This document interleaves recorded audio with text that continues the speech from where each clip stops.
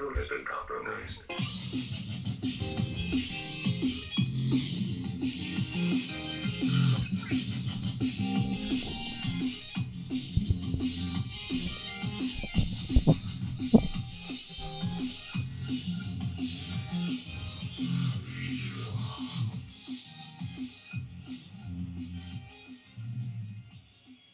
All right, welcome back, Truth Seeker. It is Wednesday, March 17th, 2021, and I feel like I made it just in time.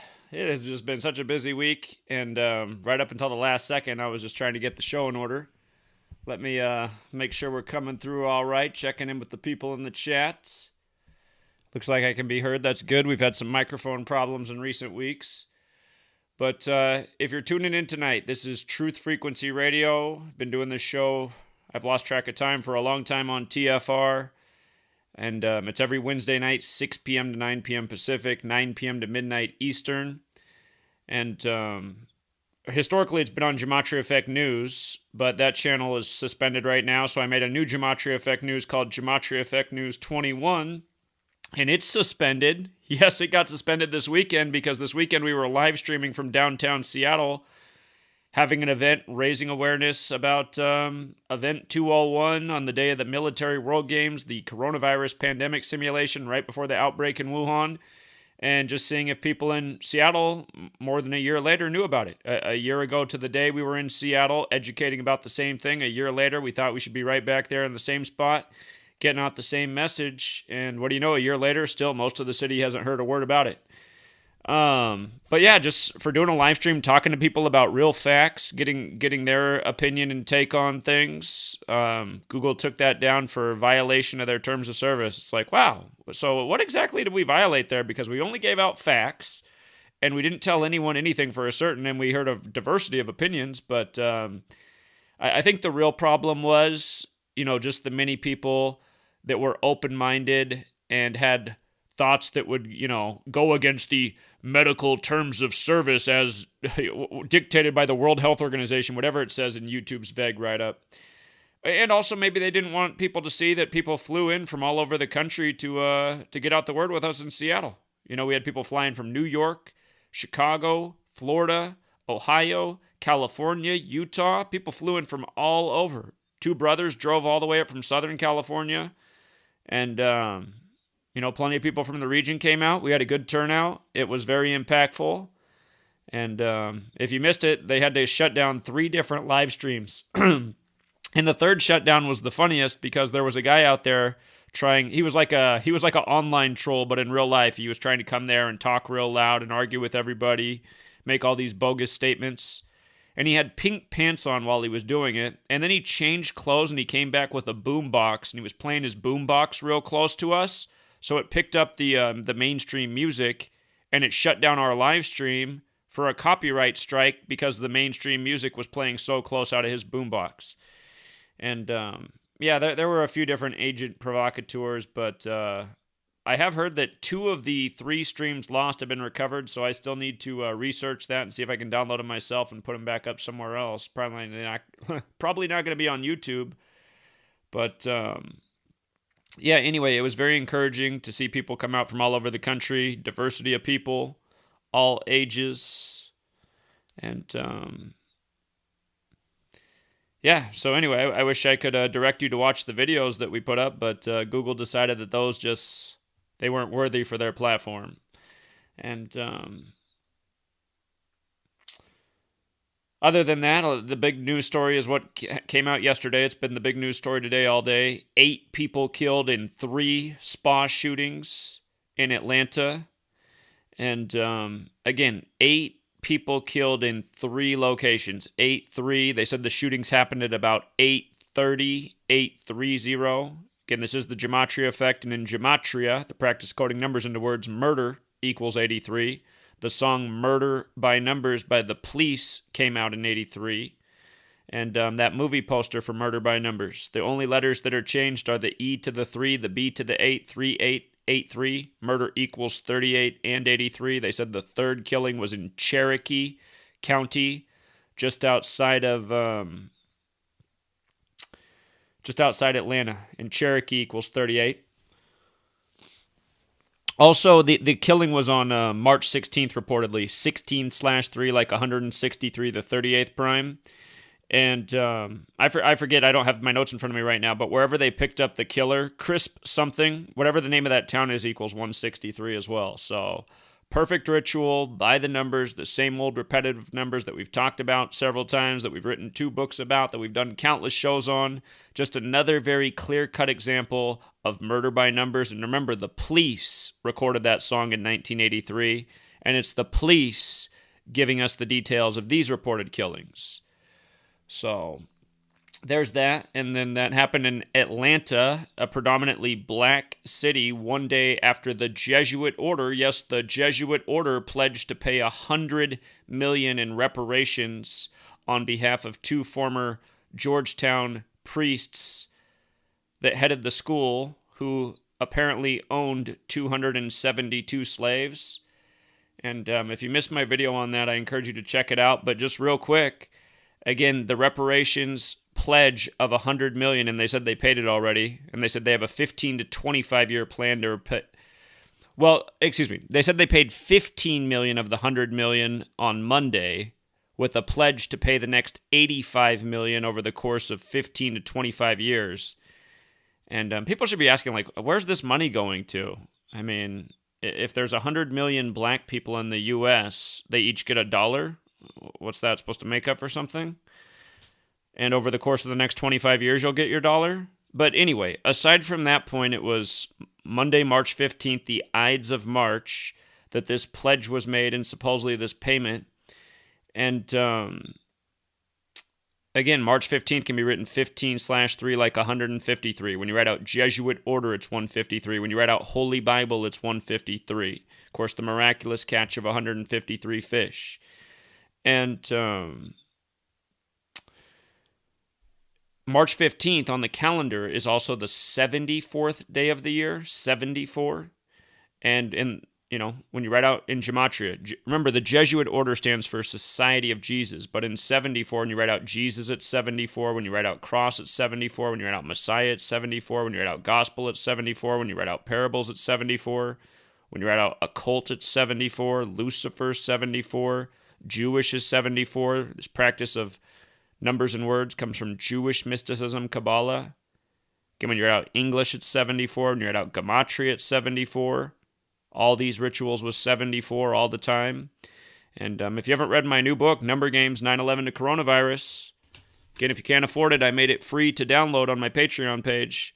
But chapter 1 is about the number 74 and how it's proof that the Jesuits created the language and standardized it as we know it, and synced it up with the Gregorian calendar, which we're on, which is in tribute to the Pope. And like I say in the book, when you learn the code, you can see how the rituals that are done every day, you see how the language and the calendar are synced up, and you see how all roads point back to Rome. So, with those story points out of the way, again, Gematria, it's just such a diverse knowledge. You can use it to predict what the rigged election will be. You can use it to predict what the rigged football game will be, or basketball game, or baseball game, or tennis match, or golf tournament, or et cetera, et cetera. European football, international football, I should say. You can use this knowledge to predict what will happen before it happens, from news to sports to elections. And we demonstrate this time and time again. All last year we were saying it's going to be Biden, number 46 weeks after the Pope's birthday. Catholic equals 46. There's 46 books in the Catholic Old Testament. Beau Biden died at age 46, and yada, yada, yada. Whole bunch of things. Maud Kennedy from the Kennedy family died on 4/6, or her body was found on 4/6 after disappearing a few days earlier. Of course, her relative, who was president, was killed at age 46. JFK, the only Catholic president before Biden.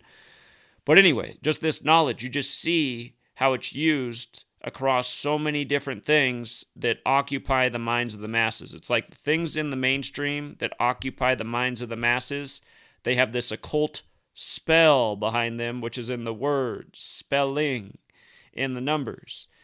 And something real interesting, one of the mainstream storylines this year for March Madness, the college basketball tournament that begins, I guess it essentially begins tomorrow with the first 4, and then the majority of the games are on Friday and Saturday, and then the ball's rolling from there. But one of the big storylines this year, and they're even saying it in the mainstream, is, ooh, what a coincidence. The coincidence is that Gonzaga, the top Jesuit team in the country, they have the chance to go undefeated and go 32-0. And no team's gone undefeated since Indiana. And this year, the entire tournament is in Indiana because of COVID. They're trying to have it in a smaller region to keep it more contained rather than spread out with different games going on in different parts of the country. But the last time Indiana went undefeated, 32-0, that was 45 years ago, and this year the championship is on 4-5. 45 years ago, championship on 4-5. History could repeat itself 45 years later. And what makes that all the more interesting, and they're even putting this in the mainstream as a coincidence, is the last time it happened, college basketball powerhouses Duke, Kentucky, and Louisville all missed the tournament that year. And this year, coincidentally, 45 years later, with the championship on 4-5, all of those teams have missed the tournament again. Louisville, Kentucky, and Duke. And again, there's a lot more to it than that. And we've been talking about it on Patreon all week because we got a lot of sportsaholics around here. And again, there's a part of my mind as I decode sports. I'm like, okay, they're destroying the dollar. You know, there's so many important things to worry about right now. But at the same time, a lot of people in this community, they're awake to all that. They're trying to do their part about it. But still, they got to have their little bit of fun, their little bit of entertainment, and see if we can do it again. If we can get ahead of the rigged March Madness tournament before it plays out. The last March Madness, remember, there wasn't one last year because of COVID. It went down by the numbers. But the year before it was Virginia, and we had that before the tournament began. In February, at the start of the month, remember when all the politicians were doing blackface, a lot of them in Virginia? And that was the year of the 400-year anniversary of slavery in America, which happened in Virginia. And then in Black History Month, you had all the blackface stuff. The lieutenant governor at the time, Justin Fairfax, he was accused of raping a woman at Duke in the news, a relatively young black man, the day before Virginia played Duke in college basketball. And I said, okay, here's a clear riddle with the tournament. And we said that day when it came in beginning of February, we said, okay, either Virginia or Duke is winning this championship. Let's pay attention to what happens. Well, by the time the tournament started, the coach of Virginia, Tony Bennett, was on 89 career losses. And in Gematria, Virginia Cavaliers equals 89. And we said, that'll be perfect. Virginia can win the tournament. It's synced up with the Justin Fairfax story. And the coach can stay on the symbolic 89 losses. And sure enough, that's exactly what happened. Now remember, when you write out Virginia Cavaliers, the way it equals 89, if you're new here, it's very simple. You just take the alphabetic order. A is 1, B is 2, C is 3, D is 4, up to Z is 26, and you use the rules of numerology. So A is still 1, B is still 2, C is still 3, D is still 4. Where it changes is J. J is the 10th letter, and in numerology, 10 is 1 plus 0 is 1. 1 plus 0 was 1. So J becomes 1. K, the 11th letter, is 1 plus 1 is 2, so K becomes 2. L, the 12th letter, think about it, what would it be? 1 plus 2 is 3, right? The 12th letter becomes 1 plus 2 is 3. You just make each letter a single-digit number. So when you get to Z, the 26th letter, 26 is 2 plus 6 is 8, so Z becomes 8. When you write out Virginia Cavaliers, it equals 89. And what's interesting about that is if you write out Virginia, but just use the alphabetic order without the numerology. So V's the 22nd letter, I's the 9th, R's the 18th, G's the 7th, I's the 9th, N's the 14th, I's the 9th, A's the 1st. You add up the letters of Virginia, it equals 89, which is the alphabetic order. But Virginia Cavaliers is 89 with the alphabetic order and rules of numerology. So very special number to that college basketball team. And we know these things just from paying attention year after year to the rituals they do around these numbers. Like sometimes it's a real... anyway, if you just follow the number patterns, you can see what will happen. Just to make an arbitrary point, like maybe it's 89 days from Tony Bennett's birthday, and he sets this career mark. This is how it works in the world of rig sports. You're like, look at that. 89 days from his birthday, Mr. Virginia Cavaliers, he sets this new record. And it's just like this throughout the entire world of sports, which we document year after year, and that's why we continue to do well in these tournaments. And, the year before that was the year where I had to take a short break from YouTube because I was IP banned. I had created 15 new channels for YouTube in a short period of time, and then it wouldn't allow me to register any new account because you needed a phone number, and I'd already used my phone number, Sweet Lady's phone number, my mom's phone number, my dad's phone number, my sister's phone number. I'd used up all the numbers, and I tried to get like one of those burner numbers, but it wasn't working with that. And so anyway, I took a short break from making YouTube videos, but then when I moved to the new house a few months later, I had, a new number here, and I used that, and I set up my account again.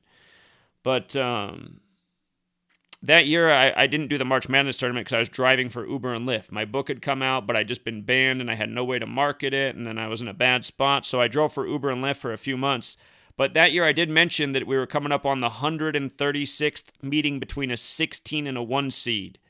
16's the worst, 1's the best. It had never happened before where a 16 beat a 1, but in the 136th meeting all time, on March 16th, 2018, University of Maryland, Baltimore County upset Virginia.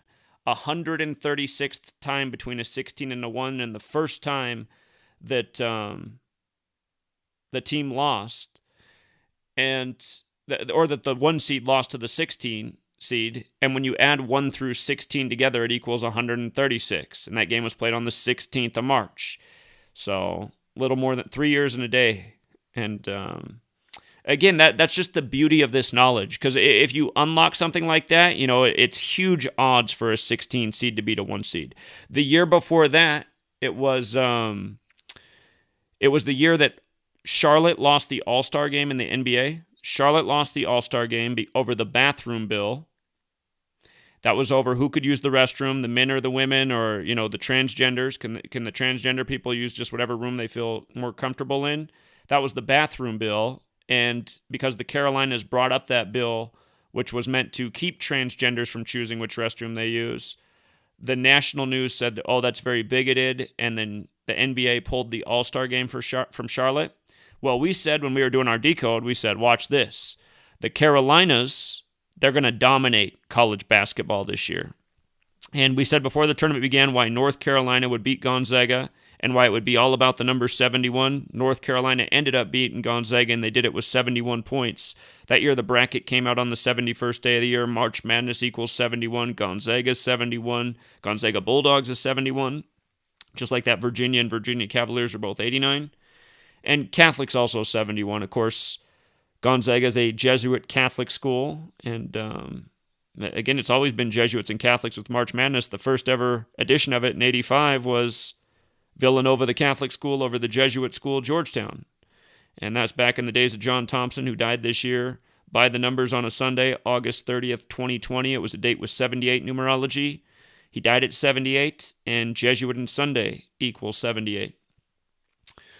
But that year, not only did North Carolina beat Gonzaga in the men's tournament, as we said they would before it began, that same year, the South Carolina Gamecocks won the ladies' tournament, and the announcers constantly referred to the Lady Gamecocks for short as Ladycocks. So the Ladycocks won the bathroom bill tournament. Oh, and I forgot to mention bathroom bill equals 71, just like March Madness equals 71. And the bracket came out on the 71st day of the year. That's why we said, okay, this is definitely what they're doing. NBA punished the Carolinas for the bathroom bill, but now college basketball will give them the reward, because oftentimes it's a give and take in these type of rituals. But again, just year after year, we've been able to use this knowledge systematically to often project the winners before the games are played, and we've done it in college and pro and so many other things. So again, trying to really help people understand this knowledge is lucrative in more ways than one. It's not about winning money off the gambling. What it's about is seeing how rigged the system is and disengaging from the matrix of misinformation and essentially all this stuff that's put out in the mainstream to steal your time and energy.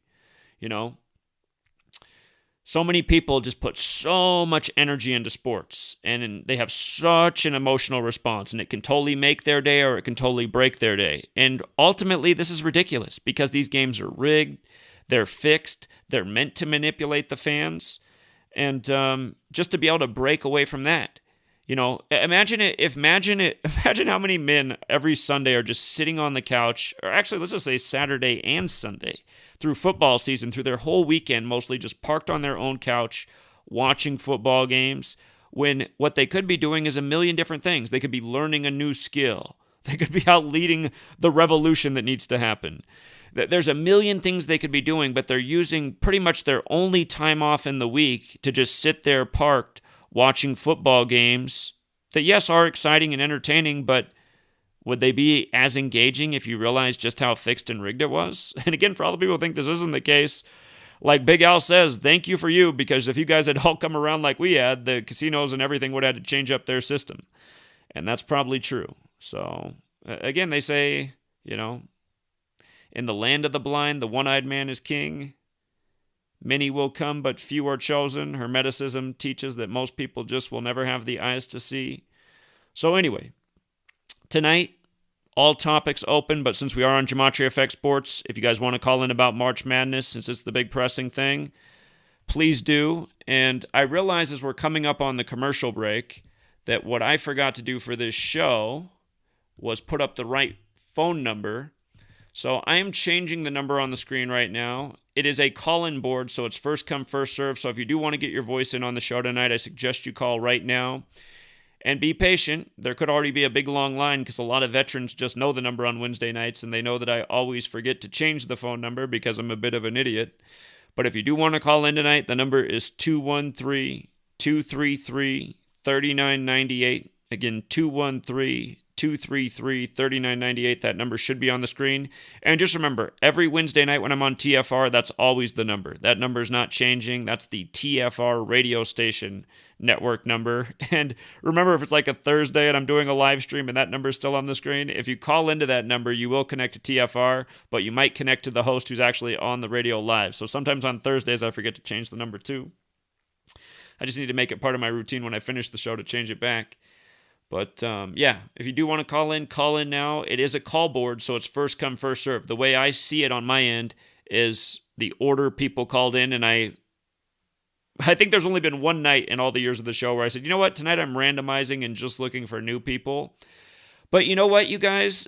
Every week there's a ton of people who are on hold that have never had their voice on the show. And I know a lot of you regulars love to call in every week, and you know to call in first, and I appreciate all of you. But again, if you guys could just call in maybe every other week or every third week, it would let a lot of new people get in. Or if you are a veteran and you call in every week, I mean, you could just try to keep your calls real short each time, so we just keep it moving.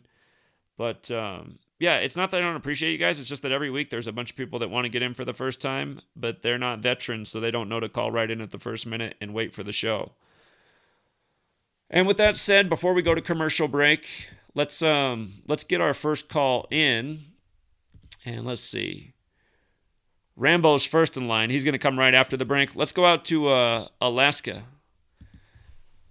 Alaska, how you doing? Or something is totally wrong here. Hold on. I see that something is so wrong on my end. Bear with me 1 second here. For some reason, it disconnected me from the call board. Some nights it gets glitchy too. That's the one warning if you're not used to TFR. Some nights we got glitches.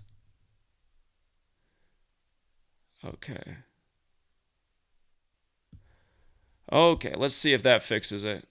We want to be able to connect with the call board. Bear with me 1 second, Truth Seeker.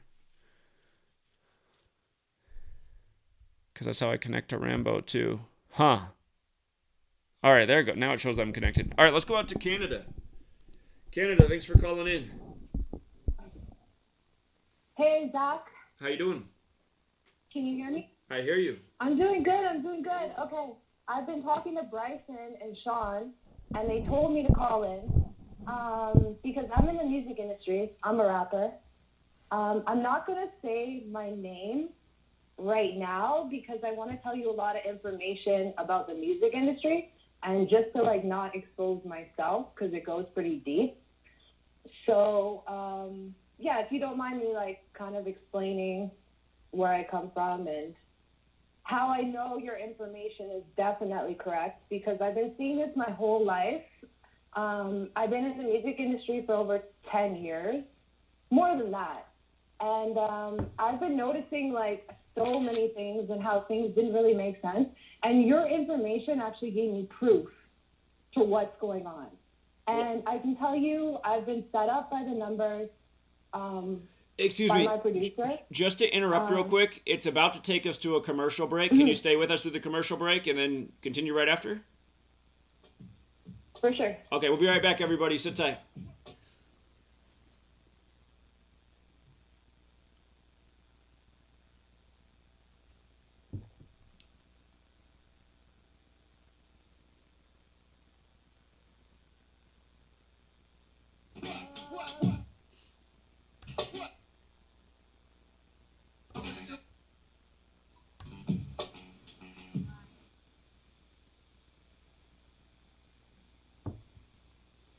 Discover the extraordinary powers of intuitive healing with pain transmutation, a method of holistic healing for the human soul, body, mind, and emotions. If you are looking for answers and a deep understanding of how to help yourself and the people around you to live a happier, healthier life, this is the right place for you. Learn how to read your soul's history in the Akashic Records. Remove negative energy attachments from your astral body and start the process of inner and outer pain transmutation. Join Pain Transmutation Community to get started on the path of intuitive healing. Change your energetic state, manifest new and exciting experiences, re-energize your life, and build inspiring connections with others in our community. Hey folks, guess what the #1 phrase that Life Change Tea receives by email? You ready? We love this tea. We love this tea. Time after time, week after week, we love this tea. Life Change Tea gives you more energy, a beautiful cleansing, and fulfills its slogan perfectly. The tea that makes you go. So if you want to be on your health game, log on to getthetea.com and order Life Change Super Strength Tea. Packages come in a 1-month supply, and when you brew this stuff, wait until you see the results. Aren't we all about the results? And with a lot of people's health struggling, we can use a little bit of help. Doctors will tell you disease starts in the gut. So log on to getthetea.com. That's getthetea.com. Be our next email saying, I love this tea. I love this tea. Get the tea at getthetea.com. Helping America one tea bag at a time. Fear is the mind killer. Fear is the little death. This is Uncle Walt from the Ironworks. Josh, Corey, and I have chosen to look at life with no fear. No fear of the unknown. No fear of questions about the supposedly well-known. No fear of ridicule for thinking outside the familiar fool's lines. No fear of the boot on the neck of those refusing the party line. No fear of taking on those so convinced of their beliefs they would sooner drink the Kool-Aid than believe they've been fools made. In this world filled with me too, cattle think, can truth's protective layers be peeled back to show the tender, juicy pink? Are we all just grist for the mill? Souls sold against our will, or is that just how it feels? When you're filled to the rim with trivialities so fear-filled and grim, break clear of the fear right here. Tuesdays and Fridays at 2 a.m. on TFR. Josh and I and you will hammer out the impurities of technology-driven groupthink, fold in a dash of logic, and quench it all with a bit of a pleasure. The Ironworks. Break clear of the fear. No hate, no hype, no fear. You're listening to Truth Frequency Radio. We are TFR.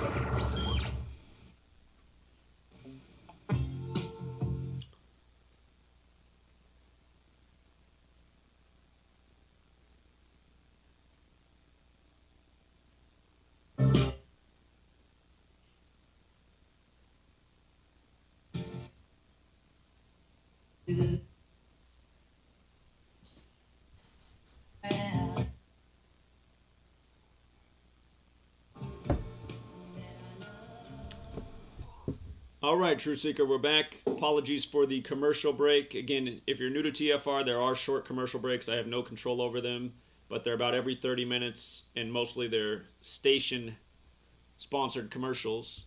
And we've just been joined by a guest, if you're just getting here.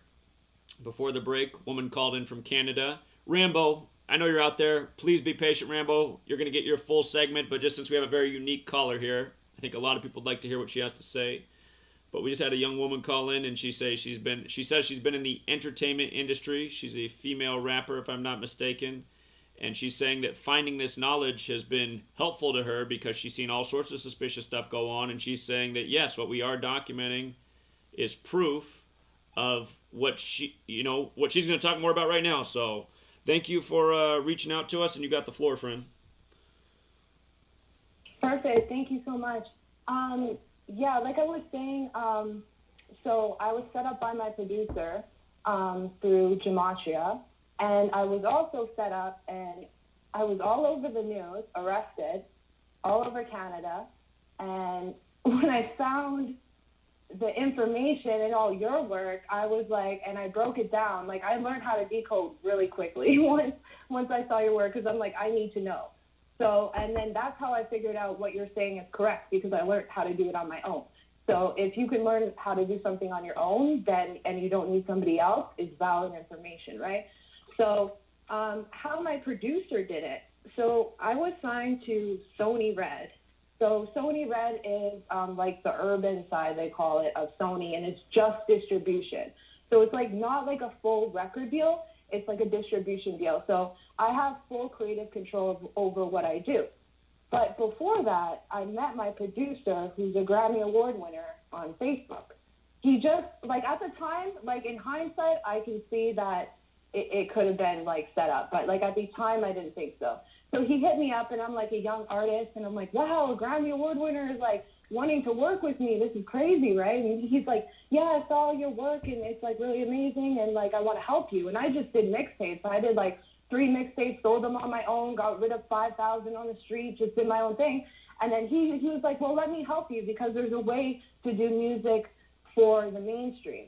So then, which is true, there's a formula to write music that way. So he's helping me. So he would give me the tracks with the titles of the tracks, right? So I would write all the verses, but he would give me also the concept.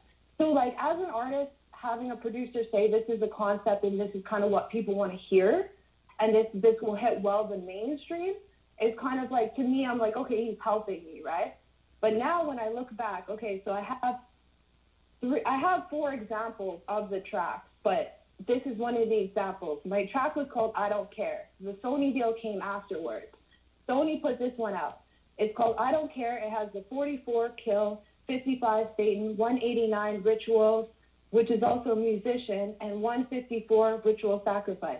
He told me in this video, which I shot myself because I thought it was a cool concept, but he told me you should have it where you get kidnapped and then you get killed at the end. And then you kind of resurrect, like in the fire. It's kind of like a phoenix. And then I'm looking at the Gematria that this is a ritual sacrifice. Then I have other tracks. The other track I have called, it's not even a word. I always wondered why he came up with it. It's called Willy Bum Bum, right? So I just took it. I'm super creative, writing all the verses. It has the Gematria of 47, 70, 137, 160. 47 times suicide, beast, authority. St. Louis, where he's from. The 160 has Toronto, Ontario, where I'm from, also has Canadian, also Brotherhood. And then we have the 70, which is suicide, secret. And then the 137, government, authority, mind control. And then my other one, Good Without You, is about domestic abuse. And then I kind of made it for like women going through domestic abuse and then domestic violence. He told me the concept, which is 74, 61, 218, 160. 74, the Masonic, we have Jewish, we have St. Louis again, we have rapper, where he's from, I'm the rapper. 61, we have time, church, mind control, obey, fake that, sacrifice. 218, then we have, in there we have smash hit records, and he told me this will be my smash hit record. We also have Masonic media, and then it goes back to the 160, which was also Toronto, Ontario, and Canadian. So I have so many examples of this, and the weird thing is I shot this video where I went through all the things where I went through domestic violence In my house, I shot that. 3 months later, or not even 2 months later, I met a person who did that exact same thing to me. Huh. So I'm telling people, like, what you do in art, because Manly P. Hall says that as well, what you do in art is a ritual. And somehow, if the numbers line up, that can happen. And sometimes people are pushing that. So I asked him, do you know about Gematria? And he told me I heard about it. And he's like, yeah, I heard about people doing Gematria music, right? And I'm like, really? Because he changed his name years ago.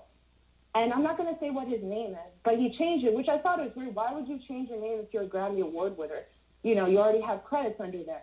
His name that he changed his name to equals 3 out of the 4 ciphers to hip-hop mogul, which is exactly what he wanted to become. That's interesting. And I asked him, I'm like, what made you change your name? Because I'm just trying to ask, like, trying to get information. And he's like, I just felt like it was something I needed to be. Like, I need to be myself. I need to become who I really am now. And I just felt like, I don't know, I just felt inside of me. And I'm like, what? Like, he had no straight answer. And then I told him the Gematria, I'm like, well, you know what? It's kind of weird because, you know, if we break it down like this and all the tracks, like, it's weird, right? And he's like, how did you find out this information? And I'm like, this information is out there. Like, people know. Like, I didn't tell her. I was like, people know. It's ancient information. And he's just like, huh. And then he came back to me the day later. He's like, I have new tracks for you. He's like, you ready to work? And so many suspicious things have happened. And I can tell you, like, the rituals that go on, even before that, like you guys were talking about the weekend and the Super Bowl rituals.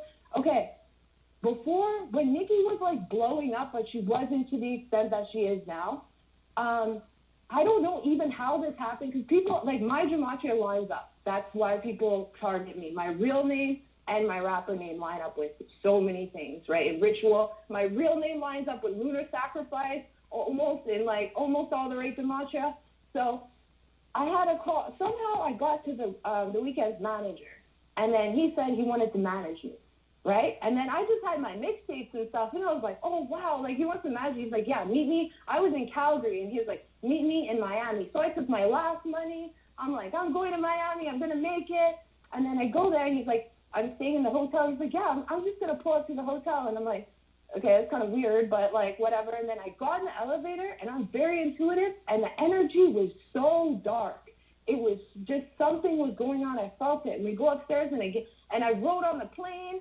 I was like, I'm going to write a whole mixtape before I even get there. And then I give it to him, and he's like, listen, that's not how the music industry works. I'm going to tell you how the music industry works, okay? And he was there signing Belly. He's Canadian. He's signed Rock Nation now. At the time, he was going to sign to Cash Money. And he was there starting at Birdman's house. And he was like, let me tell you how the industry works. You don't write your own music. Nobody writes their own music, so you can chill on that. I'm going to get you writers. I'm going to get you working with, like, he just started naming everybody or whatever. He's like, tomorrow we're going to go to Birdman's house. I'm going to introduce you. Tonight we're going to go out. You're going to meet, well, whatever. And then he's like, listen, I'm going to sign you to a 5-year deal. I'm going to give you $1 million. But, you know, like, you're going to have to sleep with me. And so they, like, that's how they do it in the ritual. And then they say, well, I'm going to bring you to Birdman House tomorrow. And then they end up and they set you up in this kind of ritual. And then if your numbers line up, then they use your numbers for these rituals. So that's what I'm saying. Like, the music industry is not what people think. Like, it's definitely not what people think. And then also, I have a friend who is set up all by the numbers, a rapper I grew up with, and you can look him up. John James. John James, he lives in Calgary. We grew up together. He moved to LA. He married a Playboy playmate. He died. All his numbers lined up to Evel Knievel. They did the whole thing to Evel because he would do stunts. Like, he did a lot of different stunts, and he died, they say, falling off a plane, shooting his music video.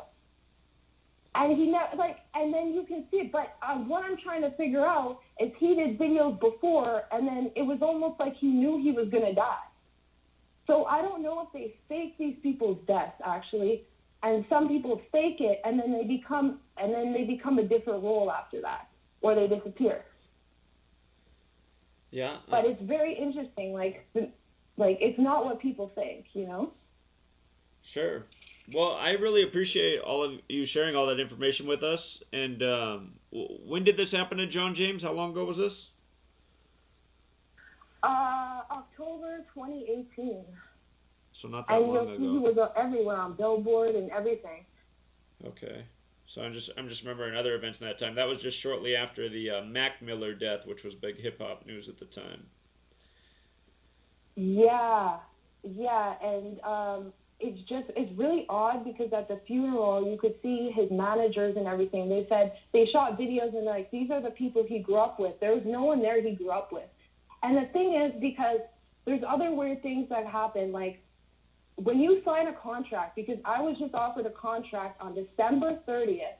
I was offered $350,000 plus $100,000 for a car and $50,000 up front. The same day, my uncle died at 66 years old in a mobile home fire.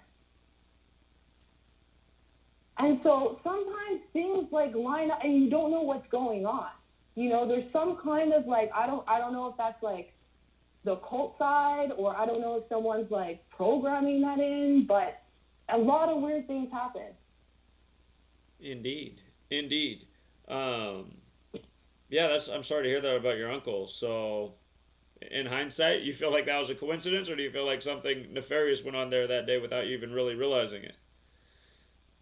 I don't know. I think it could, sometimes it could actually happen and it was an accident, but then they put it on the news, like line the numbers up. But it's weird to get a contract as well, like on the same day. And it's just, and what I was saying about the contract is in there's a life insurance policy on you, right? So if people don't want to believe the numbers part, they have to believe the money part, because say they sign me for, and the insurance policy is $1 million. They can sign me for less than $1 million and get rid of me, and then they're going to make the money. Right. Yeah, that's true. So that's kind of how it works as well, right? It very well might. That's what I've been wondering, if there's life insurance policies on all these young entertainers. So. Oh, there is. You have to sign like when you sign a contract, there's a huge policy on you. And then they also ask, like, you have to submit to like a physical and all these different things in order to even have that kind of contract. Because it's because of the amount of money, right? But also it's like that's how they own you. Like, they really own you. They have everything about you. Yeah, you see and how these artists are not free. It explains all the motivation in the world. Yeah, if your God is money, then it explains all the motivation in the world. So. Yeah, that's why they're signing these young artists, or some of them are just to make money because they know artists don't last that long, right? So it's just to sign a young artist and to get them off, and then you have the insurance money as well. Like it helps a lot of people, not just the numbers, right? So if people don't believe the numbers, at least believe that people are getting a payoff from this, you know? So I got to ask a question. I really appreciate you doing this. Are you worried about making this phone call tonight, or maybe you're doing this because you feel like maybe your number could be up? At this point, I'm just kind of pissed off, you know, because like I know the industry is like all fake. Like everything I went for is fake. So then at this point, it's like, well, what am I going to do? Like, I love what you guys are doing. I love that you guys are spreading the truth. And then when I saw your stream too, you're like, oh, wow, I just need a model, and I need like who's like a stripper, like somebody on here that could just push this information. I'm like, oh, I'm a published model. I used to be a stripper before COVID. I was like, I want to help but I want to be safe at the same time, right? Indeed. Yeah, So I'd worry about your safety. That's what I would worry about. I would worry about your safety if you did that. But I appreciate that. So. Yeah, because I know what you guys are doing is like it's and more people need to know this, because so many artists, there's so many of these even smaller labels that are manipulating artists, because these smaller labels are linked to the bigger ones, and then they're doing some weird things too. Like it's just like people need to believe this, because and a lot of people do. I've sent your information to a lot of people, and believe it or not, a lot of people in jail like your information.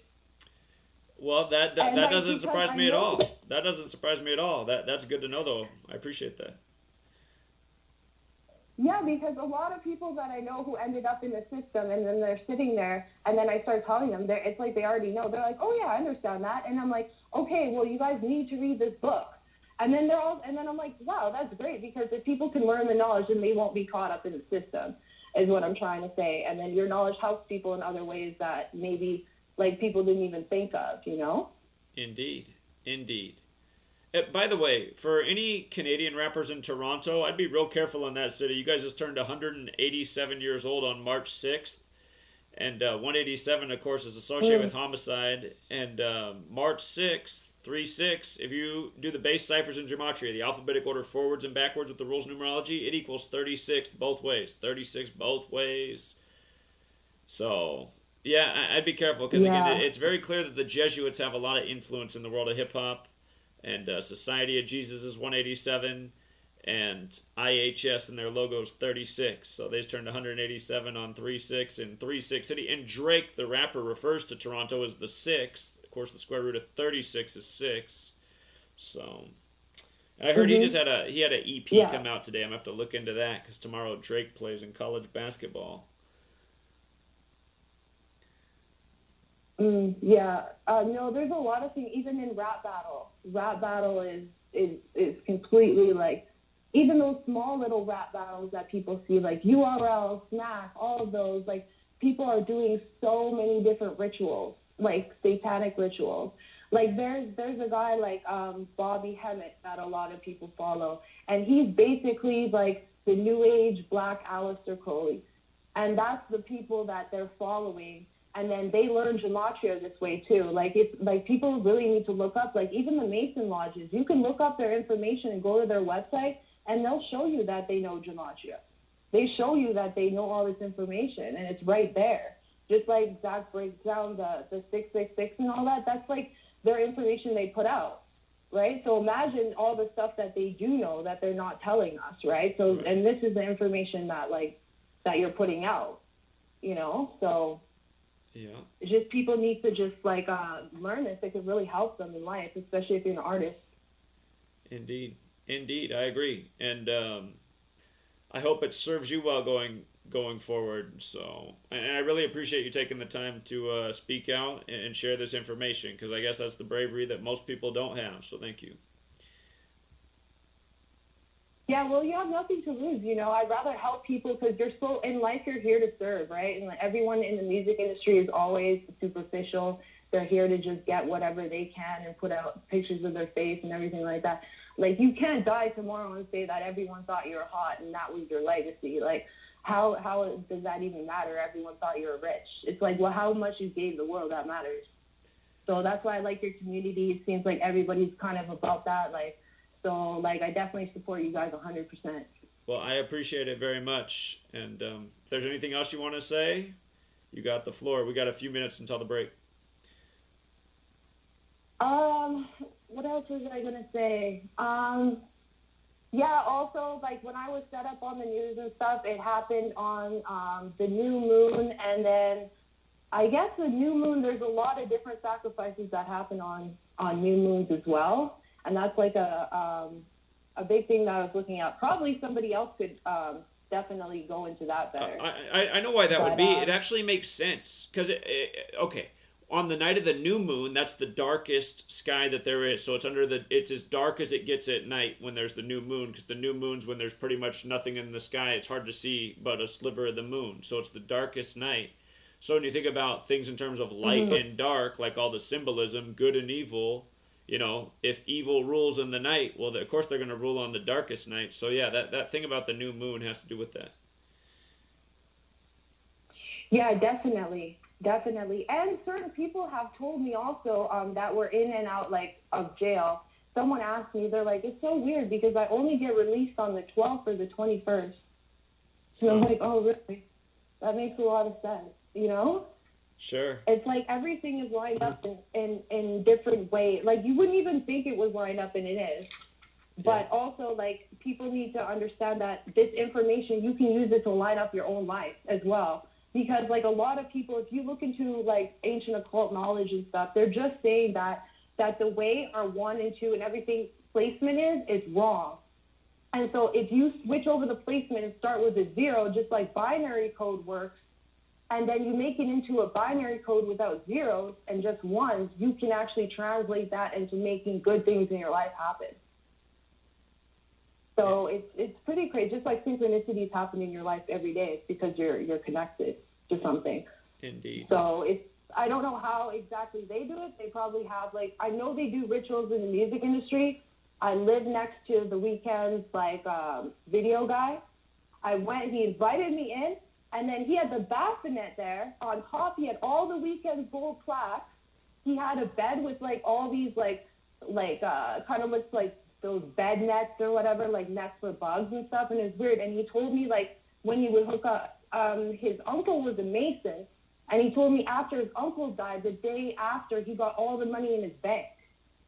And at the time, I was just like, oh, like, maybe that was inherited. But now I think I'm like, whoa, maybe that was, like, something else. Sure. And they said, like, they used that money, and then he moved to California. But I would always hear this chanting music, like, every time we walked by the condo. It was, like, chanting music. And everyone would notice it, too, because he was doing rituals. Like, they do, like, they're big into Satanism, like, huge. So they're always doing rituals. He told me, like, he would hook up with girls and, like, cut their wrists and, like, sleep with them like that, you know, not to get graphic. But it's all rituals. Crazy. Yeah, I So can't even imagine how you get into that. Celebrities gotta watch out. Oh man, people are crazy. I don't know how that becomes your thing. It's like, here, let me cut you first. Like, what? Oh my god. Yeah, no, that's what he says he likes to do. And if you look into the cult, that's like a ritual. It's not just like a fetish, you know? Sure. When a guy has a bassinet in there, like, he's definitely, like, doing it for different reasons, you know? Indeed. Yeah, this conversation is just really making me think about things. I'm just thinking, like, you're bringing up the Weeknd, and I'm thinking, like, it's like everybody's music starts more innocent and then gets weirder with time, but just, you know, him doing Super Bowl 55 and how he flashes Satan at his concerts. I just wonder if there is something, because like you said, we are all connected. It's like when you do psychedelics, you really see how connected the world is. Yeah. Maybe if, like, you're a big fan of the Weeknd, maybe you're even, like, pure in heart and you're a good person, but somehow being a fan of his, like, once he essentially sells out to the entity that many people know as Satan, I wonder if just, like, being a fan of that, just somehow you start channeling his sell-out satanic energy, if it works that way somehow. I'm just wondering how the world got to be the way it is, and a lot of it does have to do with idol worship and whatnot, but it could be something like that. So. And the frequencies, within the music, they're putting the frequencies in there. So just like you listen to, like, binaural beats, and they'll have different frequencies to program your mind to get on, like, love frequency and different things like that. They put those frequencies in the music, and we could hear it. That's why it's, like, such a ritual, like certain music, and that's why a strip club music is very big, because a strip club is a ritual, and then it gets people, it puts people in a different state of mind when you combine it with liquor, because liquor is a spirit, like, when you drink different to a certain extent, you are inviting spirits within your body, and mixed with the music, it's a ritual. Sure, and we do refer to alcohol as spirits. So yeah, again, words, language, spelling. Well, you are a very amazing caller, and I'm sure a lot of people have listened all the years. You'll be one of the most memorable callers, and I do really appreciate you sharing that story. And we actually do still have 2 minutes until the commercial break if there's more you want to get out there. And there's also, like, someone posted it on Free to Find Truth. I saw that, and then about the gematria and music. And that's another thing, too, because you can take, like, a word, and then you can break it down to gematria. Then I can take those, and then I can plug it, because I can compose music, right? So I could take those notes, and then I could plug it in and then make a sound. And then because everything, not only does everything, like, have a number, a letter, a shape, it also has a sound. And so they're plugged, I believe, because I'm going to take all the mainstream songs, because someone told me on the website, like, which songs to do. I'm going to take it, I'm going to break it down, and I'm going to find out what's actually, like, in there. Because I haven't seen anyone do that. And I bet you we're going to find a lot of different things programmed in there, because when you mix the frequency with that, you can create a whole bunch of different things. Indeed. And I heard people doing bringing, like, not like you can see a video of Kodak Black and it's up there, and then he's with a not a pastor, he's with a Jewish rabbi, and he comes in there and he's blessing him, and they're in this condo, and he's like, whoa, like take your hands off of me, like he was like trying to touch, and he starts speaking in Hebrew, and he starts doing, and he's doing a ritual to them, and I bet you that's what happens too, because I've heard that they'll go in the studio and then they'll have the track and then they'll do some kind of ritual to bring it into the track. Like, I know that sounds so crazy, but it's all energy. Sure. And so whatever you have that energy, put it into the track, and then that's what makes, because it's programming. Like, if I write a song and I think over and over, you're going to be thinking about that forever. And if I say it in the right thing. We'll be right back. Commercials. Sit tight, everybody.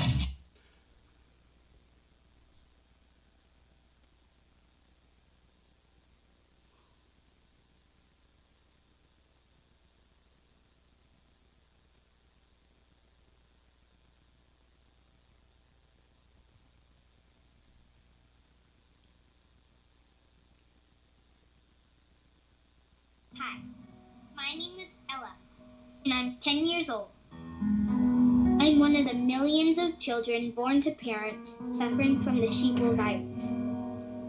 Symptoms include the inability to think for oneself, the attention span of a goldfish, and a strong belief in government and the mainstream media. It is estimated that 1 out of every 2 children are being raised by parents infected with the sheeple virus. But there is a cure. For as little as 19 cents per day, you can become a TFR supporter and help children like me get their daily dose of truth. Together, we will make sure every child has protection from deception. A surge of children. I'm Lisa Lacera, Fox News. The White House working to accommodate the record numbers of unaccompanied minors coming into the U.S. Press Secretary Jen Psaki says the president continues to urge migrants not to go to the southern border right now, but kids continue to cross, and the goal is to care for them as best they can. We look and see if they have a phone number in their pocket so we can call the family member and get them to those family members as quickly as possible. These are the steps that we're taking at this point in time. Our policy continues to be, we're not going to send a 10-year-old back across the border. That was the policy of the last administration. Psaki says they want to handle these children humanely, even as Republicans criticize the Biden White House for what they call escalation of a border crisis. Gernal Scott, Fox News. Texas Governor Greg Abbott says these children can become victims of cartels or human traffickers. The thought of any child suffering at the hands of human traffickers is completely unacceptable. And Abbott is asking the administration to allow state officials to be allowed to go into the federal facilities to be able to question the children. The suspect in last night's shootings at 3 day spas in Georgia facing 8 counts of murder. After interviewing Robert Long overnight, police say his motivation was sex addiction. The first shooting took place at 5 p.m. in Ackworth, Georgia, 30 miles north of Atlanta, at Young's Asian Massage Parlor. 5 people were shot, 4 of them killed, 2 Asian women. 50 minutes later, a shooting at Gold Spa Massage in Atlanta. 3 Asian women found dead. While on scene, police got a call for another shooting across the street. At another Asian massage parlor, another woman killed. Fox's Steve Harrigan in Atlanta. The National Highway Traffic Safety Administration sending a team to Michigan to investigate a Tesla crash into a police vehicle. America is listening to Fox News. This is Truth Frequency Radio. The wicked one, obviously under heavy Masonic influence.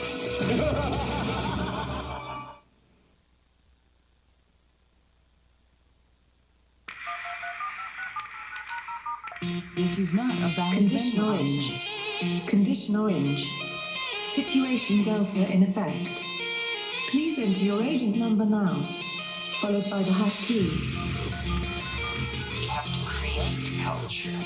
Don't watch TV. Don't read magazines. Don't even listen to NPR.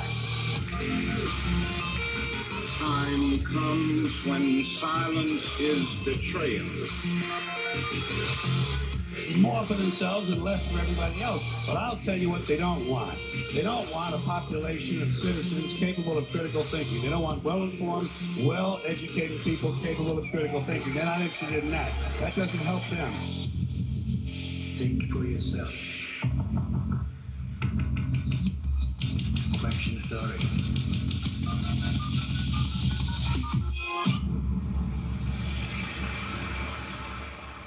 This code has been compromised.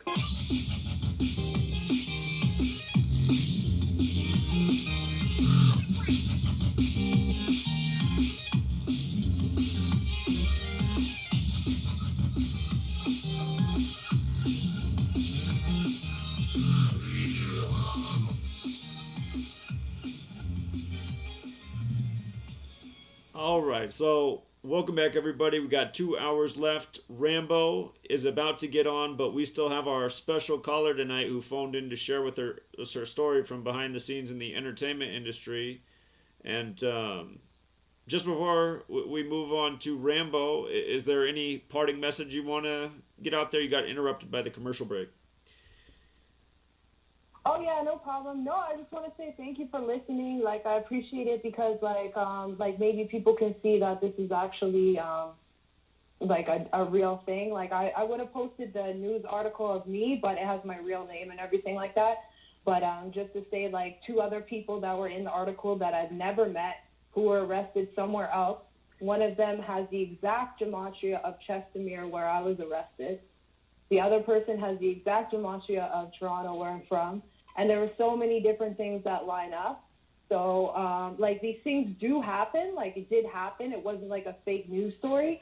But sometimes they do set you up. And then all my charges were dropped a year later. Like, just completely dropped.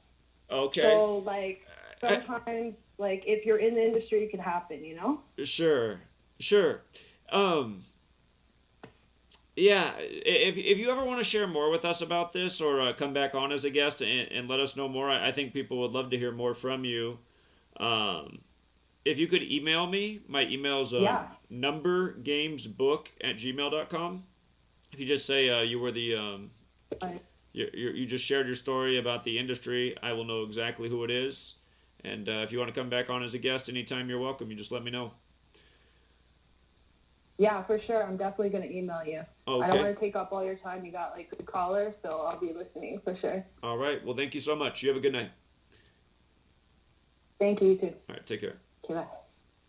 And for all the people in the chat saying that they don't believe her story, again, I'm not saying that her story is real and not to believe anything, but go out and do some homework. She gave you some names. She gave you some things to look into. She hinted here and there, but I understand it. I mean, we're in an age where if you put out your identity, there's all sorts of people listening who will harass you. And trust me, I know all about it. I've been dealing with harassment for like 6 years straight, at least. And so, I mean, if you're tough, you can obviously live with it, but, you know, who wants to deal with harassment all the time? So, you know, you can look into what she said, and, again, we need more people to do that. We need more people to do that. It didn't sound like she was saying that she was, like, at the top of the Billboard charts, but, you know, she had an insight into the industry. She got some, you know, nice contracts, not, you know, mega star, millions and millions of dollars. But hey, man, if somebody's offering you $300,000 to make music, that means you're pretty talented. And I think a lot of people would love to make music for $300,000 per album deal or however it works. So anyway, I appreciate the story. And without further ado, we're going to go to Rambo, who's normally with us right after the first 30 minutes. Rambo, thanks for your patience. And don't feel rushed tonight. You have as long as you need, my friend. Thank you again. You're very generous with your platform. What do you think? What do you think about her story? It's interesting. It's credible. I can't say whether it's true or not. How would I? Right. You know, how would I know if it's true or not? I mean, but it's perfectly credible. What part of the story is not credible? Especially with what we talk about here in Documents. So we need more people like that to speak out. And she's not the first. There's been other people who've called in over the years who also seem like smaller artists who got smaller contracts who've hinted here and there. But that's the most outspoken anyone's been. And she did share some things about herself. So I'm sure if anybody wanted to do some homework, they could figure out, you know, who she is.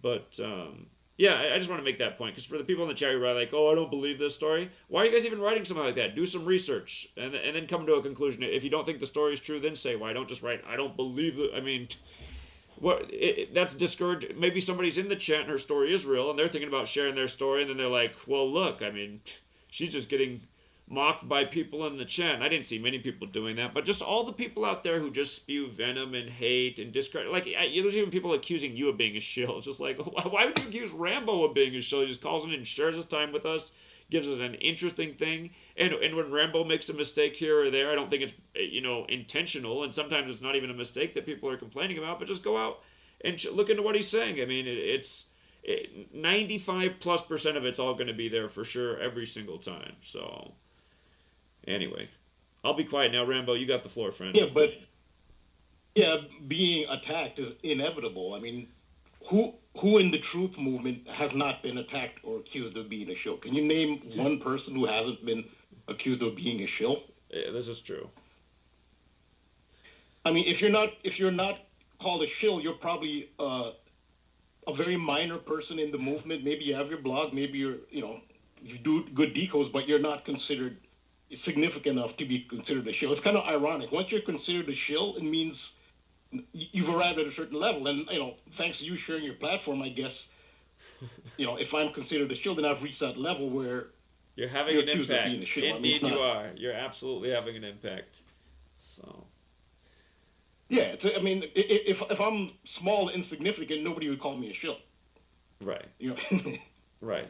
Yeah, and everyone knows you're the real star here, Rambo. Every night you're just so humble, but we all know every Wednesday night the brightest star is Rambo. So again, I apologize for making you wait so long and derailing the conversation. So I'm just gonna zip my lips now. No, that's fine. This is your platform. I mean, you're very kind, but this is your platform. But it was, you talked about relevant. It was a relevant conversation that you brought up. So my latest offering is based on an incident that happened just yesterday. And here's some synchronicity here. She said she's from Ontario. Well, this incident that I'm doing my decode in is from Ontario, California, a suburb of Los Angeles. So how's that for synchronicity? Interesting. There was there was an explosion in the suburb of Ontario, California yesterday. And so the title of my post is The Ontario, California Explosion, the Jesuit Order, and Vulcan, the Roman god of fire. So, as I said yesterday, there was an explosion in the suburb of Ontario, which is 35 miles east of downtown Los Angeles. The key there is 35 miles. Well, I'll get to that. So I put a quote in here, a very famous quote from St. Ignatius of Loyola. I see some Jesuits who deny he ever said it, but I've looked, I consider all arguments. So, some Jesuits say he never said it, but they don't really, I haven't seen much of an argument against it. I see other Jesuits who do embrace it. I think they say at Georgetown graduation. So it pretty much is his quote, and it's out there. So it's out there for a reason. Go forth and set the world on fire. I know, I'm sorry. This is where gematria also becomes relevant, because that phrase in the most pure cipher is 144, just like Jesuit order is 144. And we know they do rituals around this number all the time, just like the simulation at Georgetown 144 days before the election, where Biden wins in a close election and Trump refuses to step down, which leads to chaos and physical altercations and death in the streets of America, which was essentially the January 6th simulation. But yeah, that's again where gematria really plays its part, because it shows. Okay, that phrase, it's encoded, and you guys are definitely known for encoding the things you do. Okay, I'm rezipping. Yeah, no problem. The Roman Empire never died. It simply adopted a new facade. The Vatican and the United States of America are manifestations of Rome. Now, if Rome is still in power in occulted form, then it stands to reason that the gods of Rome are still being venerated. The fact that the United States has adopted two of the most vivid symbols of Rome, the eagle and the fascist, and Washington's D.C.'s moniker is Rome on the Potomac, and the United States Senate occupies Capitol Hill in Washington, D.C., the way the Roman Senate occupied Capitoline Hill, and the Lincoln Memorial being a replica of the Temple of Zeus in Olympia, Greece, Zeus/Jupiter being the chief deity of Greece and Rome. The Vatican venerates Jupiter in the guise of Saint Peter. The temple to the elite chief deities of Rome, Jupiter, Juno, and Minerva, collectively known as the Capitoline Triad, was also located on the hallowed Capitoline Hill. Throughout modern history, but especially recently, as the dark occulted Rome-influenced elite's vision for the world comes closer to fruition, we are seeing a spate of worldwide massive fires and explosions. For example, Australia went up in unprecedented flames from 2019 to 2020. Equally unprecedented wildfires have devastated especially California and Arizona in recent years. Historic urban fires have erupted purportedly from police brutality protests across the United States in 2020. Epic explosions of mass destruction have been experienced in Beirut, Lebanon, on August 4th, 2020. You covered that at length. As well as in Equatorial Guinea in West Africa. And this one, you covered that as well on March 7th. That was just 9 days ago, 2021. And I left a link to your post on that explosion, urban explosion.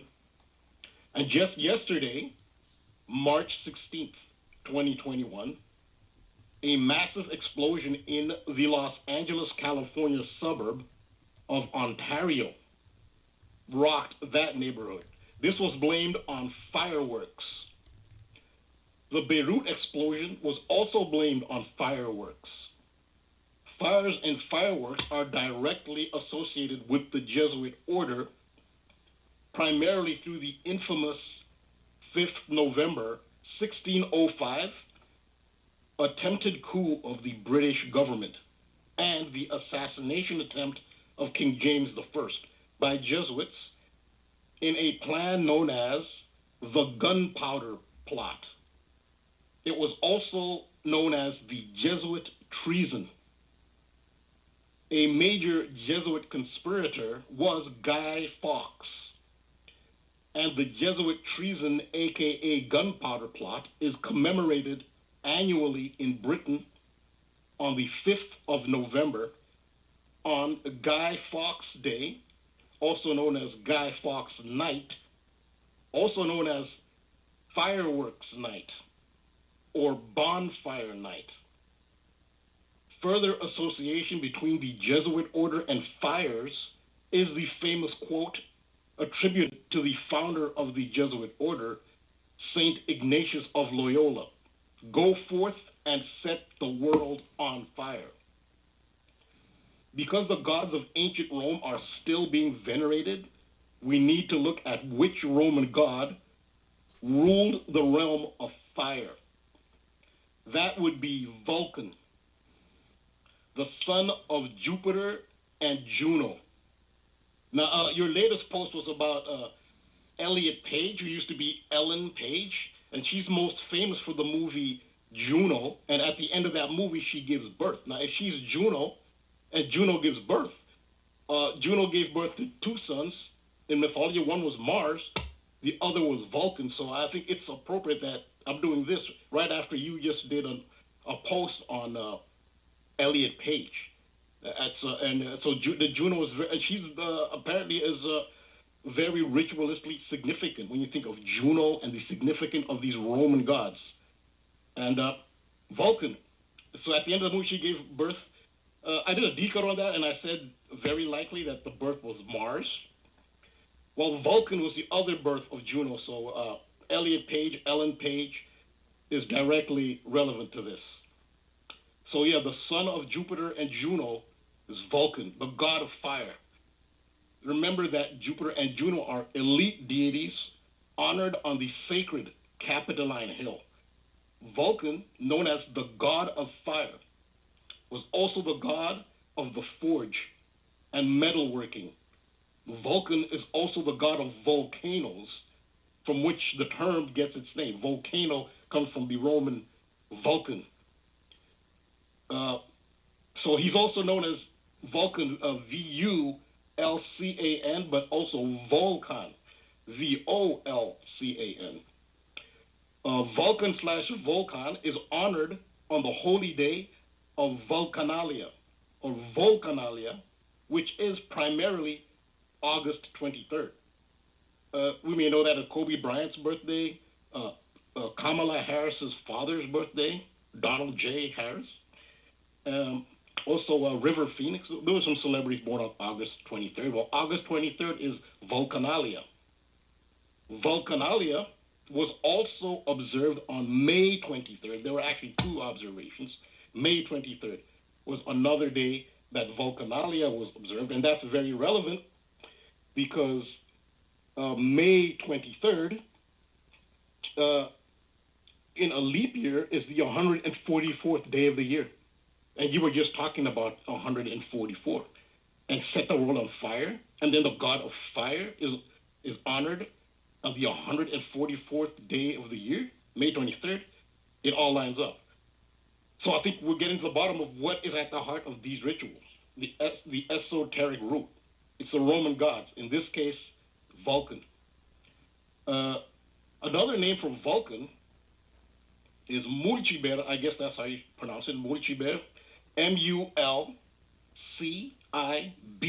Mulciber. That's another name for Vulcan in Rome. In ancient Greece, because the Roman gods were inherited from Greece, in ancient Greece, a Vulcan was Hephaestus. Are these fires and explosions possibly a cult homage by the Jesuit order to Vulcan/Hephaestus? Well, we'll analyze through an esoteric lens yesterday's explosion in the California suburb of Ontario. And I have links to most of the articles, mostly from ABC. And here the headline was, Ontario fireworks explosion. 2 cousins ID'd after being killed in blast. Crews working to clear 80 properties of debris. So it is reported that 2 men and a dog died in the explosion and or ensuing fires. One of the victims has been named as Cesar Paez. His first name is Cesar. That's the Spanish version of Caesar. Caesar is a Roman reference, especially relevant since Roman emperor/dictator Julius Caesar famously died on the Ides of March, which is March 15th. Cesar Paez is reported dead the day after the Ides of March. So go figure that his name is Caesar. He died the day after the Ides of March. I mean, if somebody really did that, I mean, I don't want to be insensitive, but it is interesting how this is all lining up to these Roman narratives. And if you look at the gematria of Vulcan, the Roman god of fire, and compare it with Cesar, C-E-S-A-R, it is a super match across 3 out of 4 base ciphers, Cesar and Vulcan. Interesting. And the 35 is the number of Vulcan. So as I said, Cesar sums to 35, as does Vulcan, sum to 35. Vulcan is the god of blacksmiths. The trade of blacksmithing, while blacksmith sums to 35. Vulcan is the god of volcanoes. Volcano sums to 35. Volcanic lava is known as magma. Magma sums to 35. Vulcan is a fire god. Fire god sums to 35. The Jesuit order that venerates Roman gods and is associated with fires is Catholic, which sums to 35. To light a fire is to ignite. Ignite sums to 35. Ontario, California is 35 miles east of downtown Los Angeles. 35 miles is 56 kilometers. And this community knows the importance of 56 to the Jesuit order, so that works out perfectly for them. It's 35 miles and 56 kilometers. The Beirut, Lebanon explosion of August 4th, 2020 occurred on a date that left 149 days in the year. 149 is the 35th prime number. So there's 35 again with the Lebanon explosion.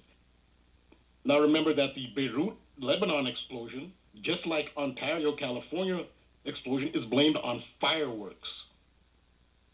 One of the two people reported to have died as a result of the explosion is Cesar Paez. His full name, Cesar Paez, sums to 149, which is the 35th prime. Now, ABC reports, they have an eyewitness report, and the eyewitness's name, most people don't want to put their names out there, but here's a name that they put out there. Arlene Fierro, F-I-E-R-O.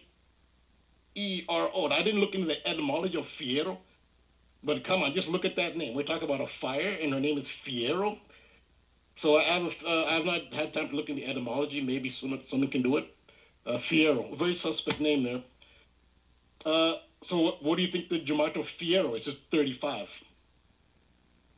Now, there's a photograph here of the explosion, and the photograph is taken at the corner of Francis Street, and I'll get to that.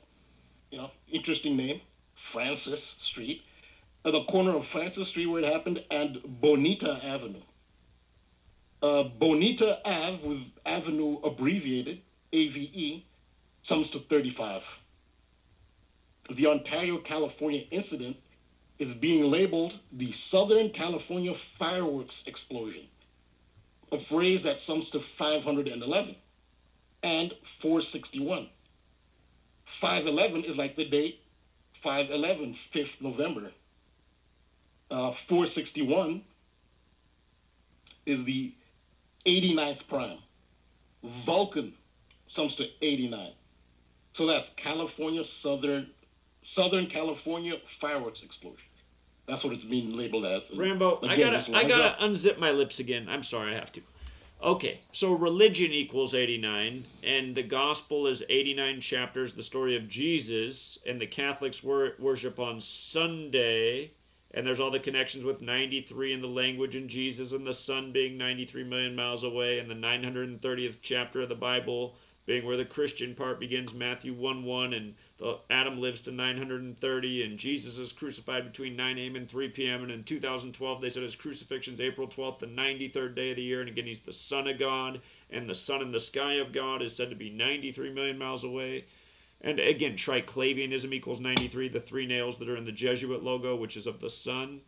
So I'm just thinking, okay, fire god, sun god, ending your prayers with amen, which is an Egyptian sun god, and the occult eye being, the eye of God being the sun. When God's eye's out, it's light. When it's closed, it's dark.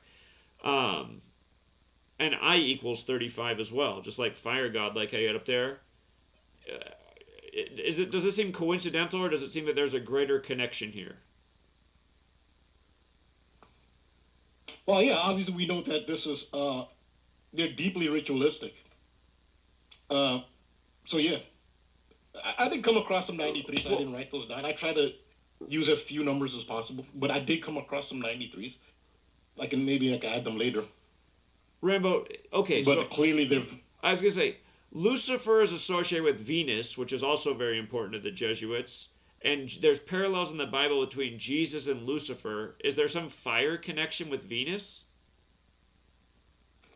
Lucifer isn't just Venus. Lucifer is the morning star.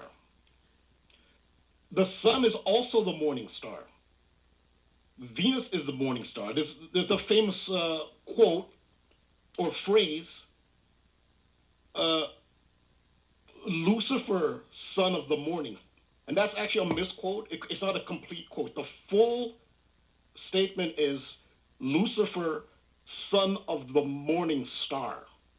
The morning star is Venus, and Venus appears at dawn, and Venus ushers in the day, the rising sun. Oh, Rambo, So the commercial crept up on us. We'll be right back, everybody. 2-minute break. We'll be right back.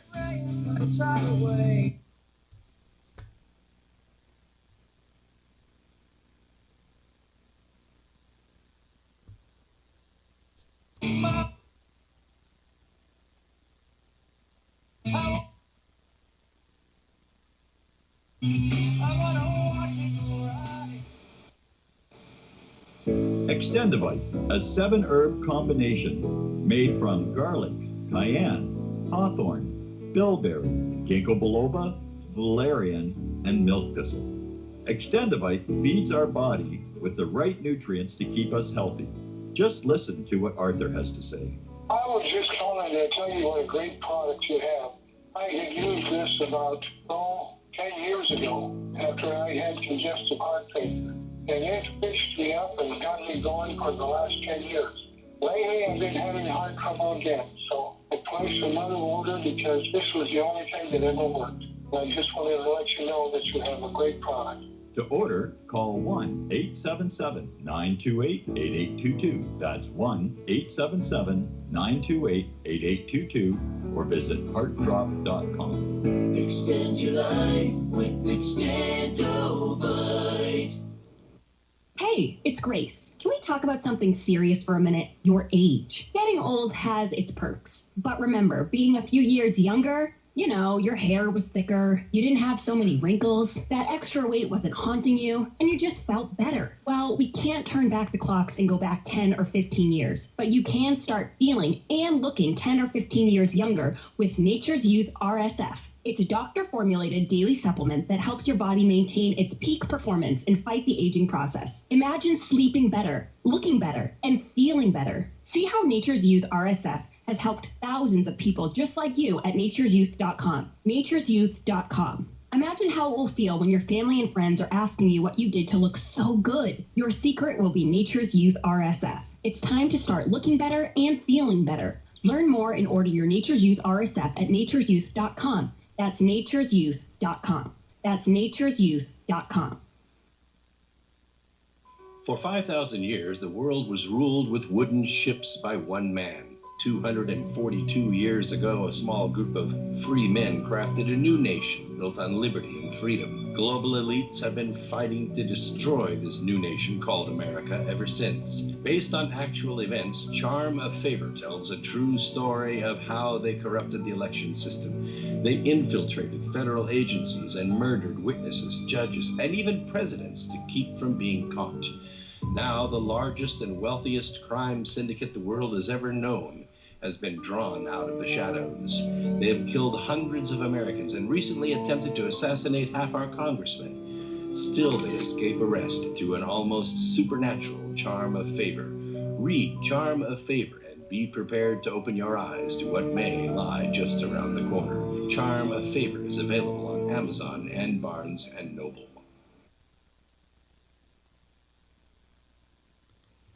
We are TFR. My faith in destiny is all I need to prevail. Truth Frequency Radio.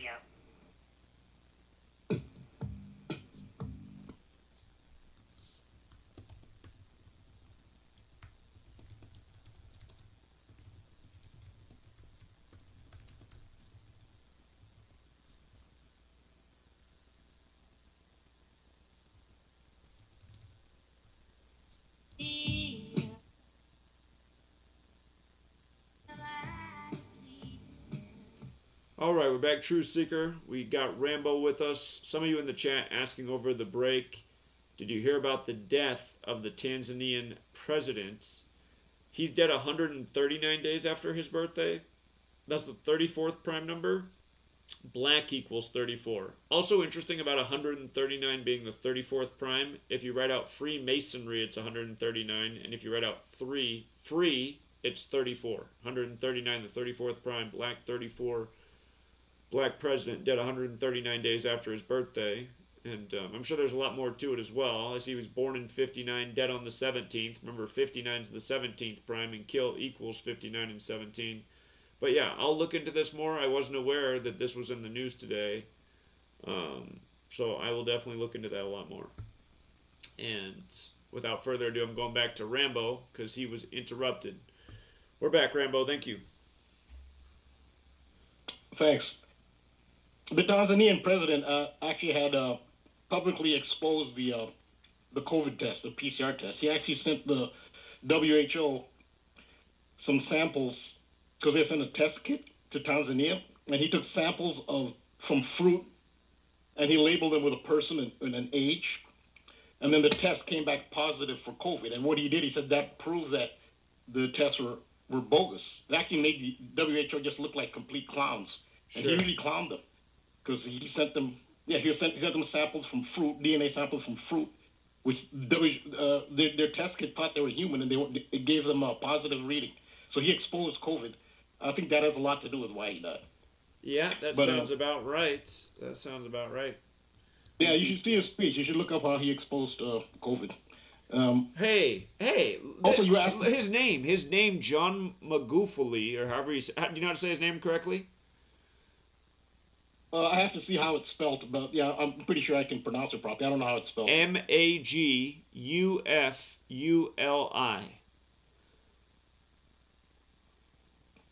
Oh, Magufuli. Magufuli. Okay, John Magufuli. I'm not sure what it's Magufuli or Magufuli. Yeah. It's one of those two. But the way his name equals 56 and 187 in the same ciphers as Society of Jesus, and then it also equals 61. And he's dead at 61, and he's dead on a date with 61 numerology as well. And we know Jesus is 61, like Christian, like Christmas, like cross, like church. And again, it's the Jesuits who have a lot to do with what's going on, but I see he was in office since 95 as well, another big Jesuit number. So it's possible that like a guy like this is part of this Jesuit cabal, but then he's just like, even though he's part of it, he's just so sick of things. He sees it's ultimately not good. He speaks out, and then he ends up dying by the numbers. Could be something like that. Do you know what his birthday is? Yeah, it's October 29th. Oh, okay. 139 days after the birthday. Well, you asked about you were asking about Lucifer. Right. Lucifer is Venus, but Lucifer is also the sun.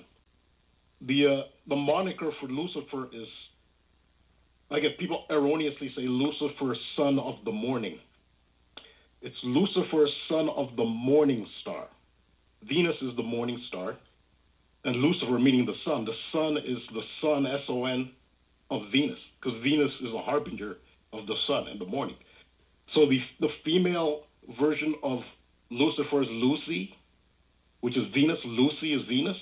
Luke is the son. So Luke Skywalker in Star Wars is Lucifer, but he's the male son. He's Luke.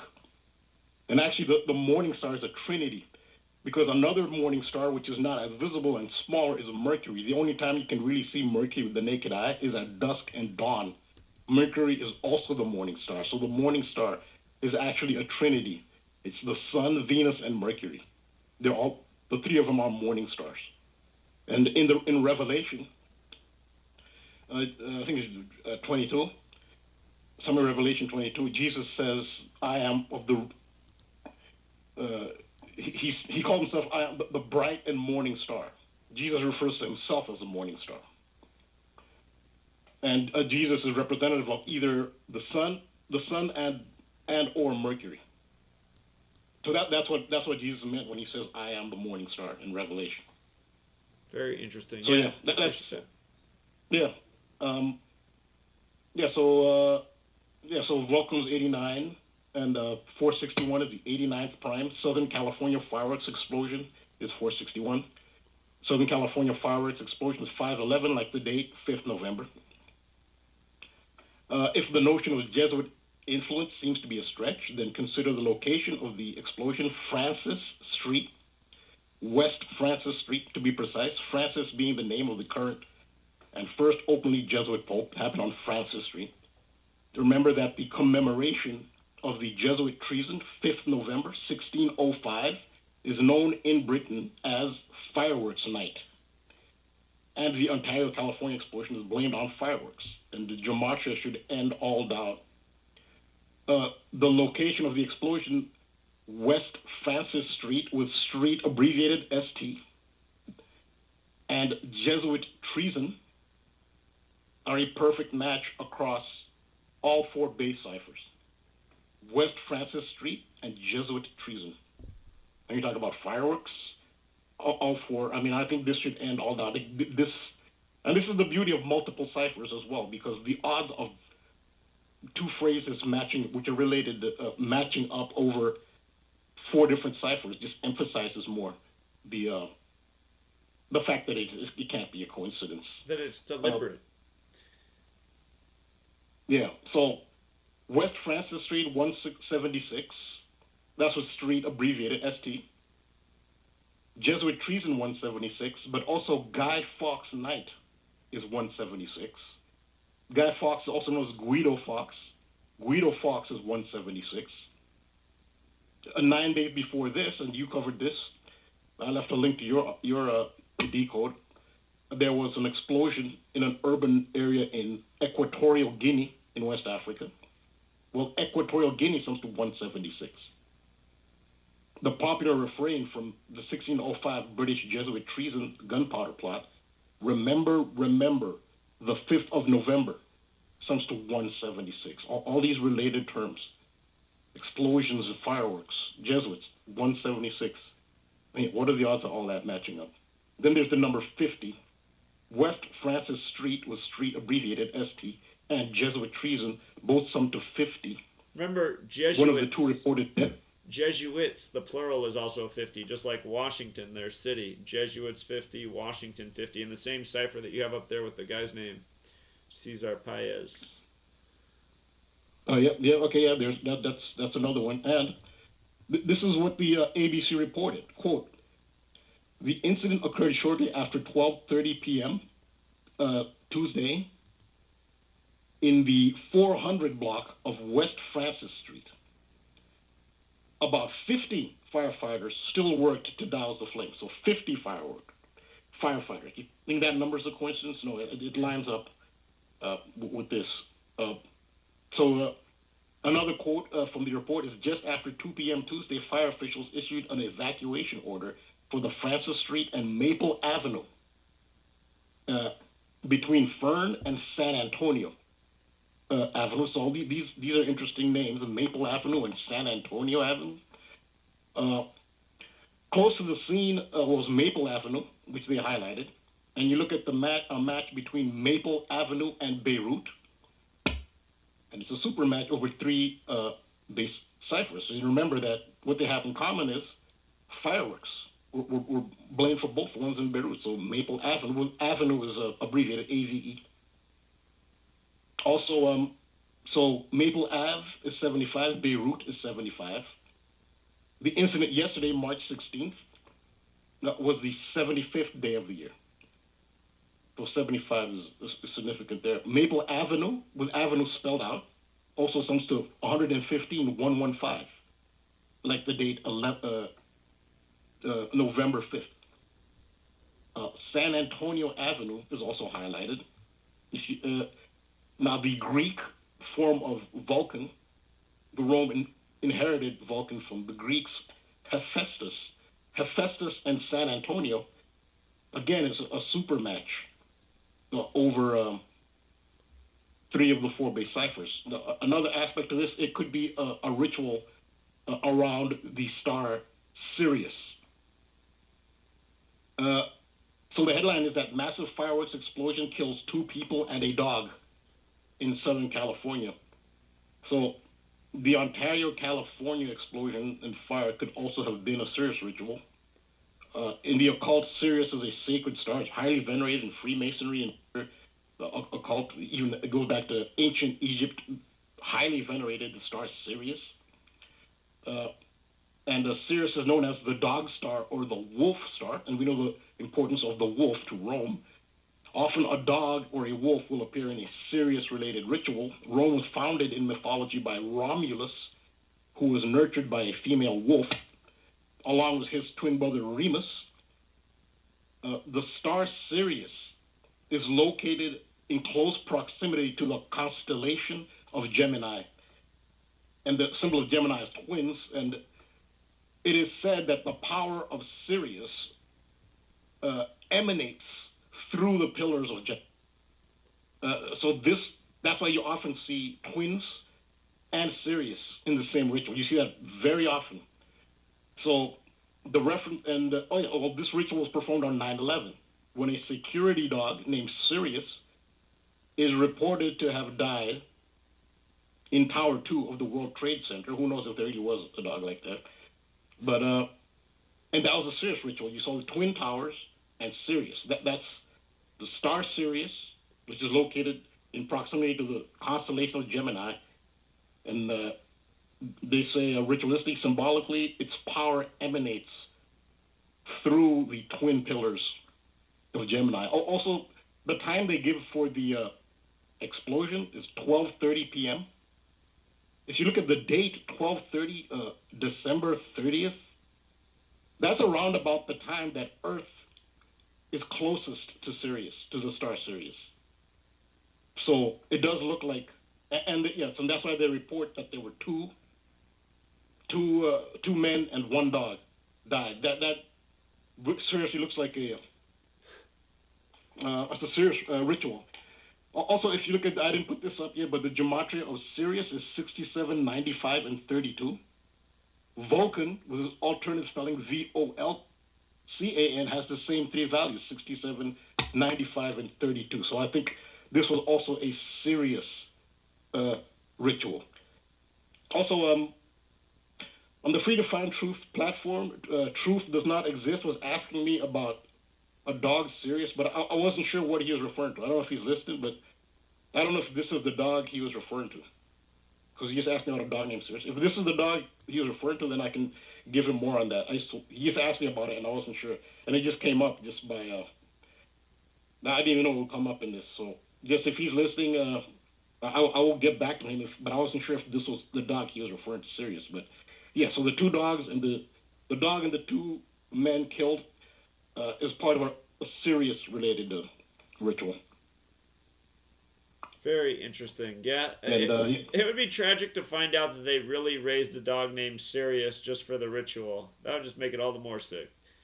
So. Yeah, but they're proven psychopaths. You know, they killed thousands of humans. Exactly. That's what I mean. I wouldn't put it past them at all, just so they could have it there for that day. The dog Sirius. Yeah. So most likely they did name a dog and raise the dog and name it for the ritual. Yeah, most likely, yes. Yes, absolutely. They're psychopaths. It's a very easy thing to do when you know that you have those planned rituals. So, yeah. Yeah.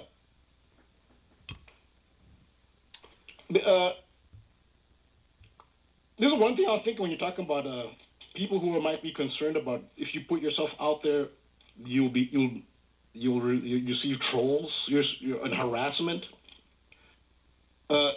There's only one way to really avoid being trolled and harassed when you put yourself out there, and that is to say nothing, to do nothing, and to be nothing. That's the only way to guarantee not to be controlled. Trolled. Sure. Or called a shift. Just don't say anything. Yeah, so I consider that. Yeah, that very well could be true. Well, I appreciate it, Rambo. Amazing work as always. I feel like it's just getting better every week. So, I have a feeling next week you're going to look more into that Juno time cover. Am I wrong?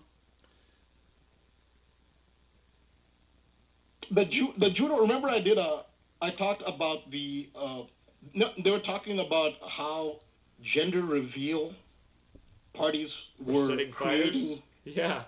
wildfires. Right. Remember my decode on that, and 53 was key to that. 53 and 35 were keys to that. Right. Right. And so this is also this is all related. So yeah, and I could talk about the relation of these fires in the 35 and 53 and its association with the whole the transgender theme. So yeah, they are tied in. Yeah, and Juno, absolutely. I could add to that, but like this story happened yesterday. I don't know what will happen between now and next week that I might decide is. Well, the cover debuts more March 29th. The story's out today, but the cover debuts March 29th. So this cover still isn't out. It's a ways off. So you might want to look into the timing of it because you'll probably catch something there.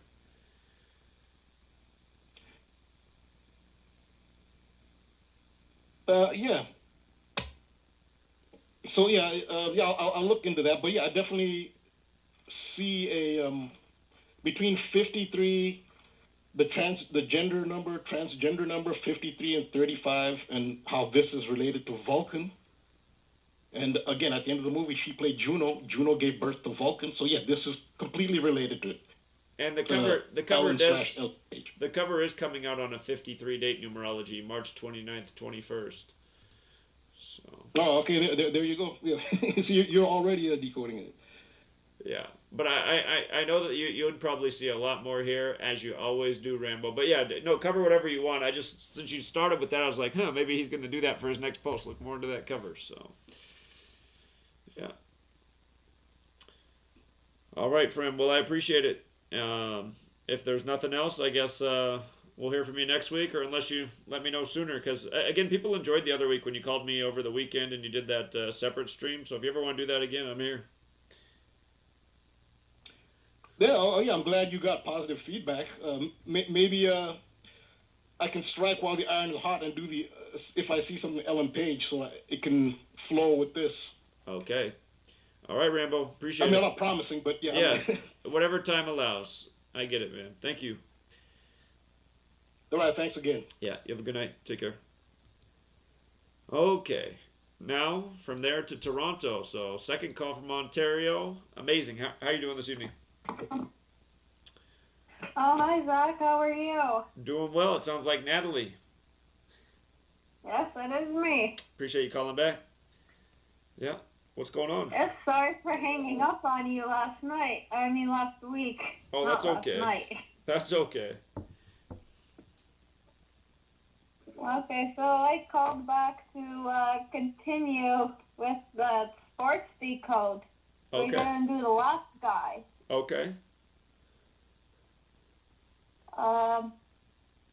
What's his name? Medrad Aminavad. Oh, yes. And he was born, yep. He was also an international, he played, Persian. He died in Tehran. Oh, let me pull up my decode here. Tehran is 33, 96, 30, and 66. He was born January 27th. So that would be 1975. Born November 30th, 1975. And then he passed away on January 27th, 2021. So the days in between are, what did I write here? Man, sometimes my writing is so messy. I can relate. I think that's 58 days. Okay. In between. And then how old he was. He was 45 years old. So, and his death was supposedly COVID. Huh. Okay. Also. So I have no idea if this is something to do with also the Super Bowl at the time, like Ali Ali Ansarian, the other international footballer, as Iranians call it, that played for the World Cup for Iran. So football is football, I gotta spell it right. Okay, football is 83, 29, 133, and 43. Right. And Iran is 3066. So you have Tehran and Iran 36, and there's 42. There's 24. So that's an interesting one. The report apparently said he had something with his kidneys. Like, I looked at a CNN report, his kidneys malfunctioned. So I found that to be really interesting. Indeed. Yeah, not very old. So many athletes die at such a young age, and you just gotta think, that does not make sense. I mean, they're the ones that should be living longer. They're taking care of their bodies. But, yeah, just so many premature deaths. So, 45. Yeah, it's very, very interesting. And another one I found, local news story that I saw in my local bakery. I go to a Portuguese bakery and I wait in line and I watch it's my only local news I get there. And there was this report from Hamilton, Ontario, now to do the synchronicities to Ontario, back to Ontario, Canada. And there was this report from a house numbered 102 in Hamilton, Ontario. And then the story was reports of a dead baby, or a dead infant, as the report said. So I did some decoding, like, that's interesting. So at first it was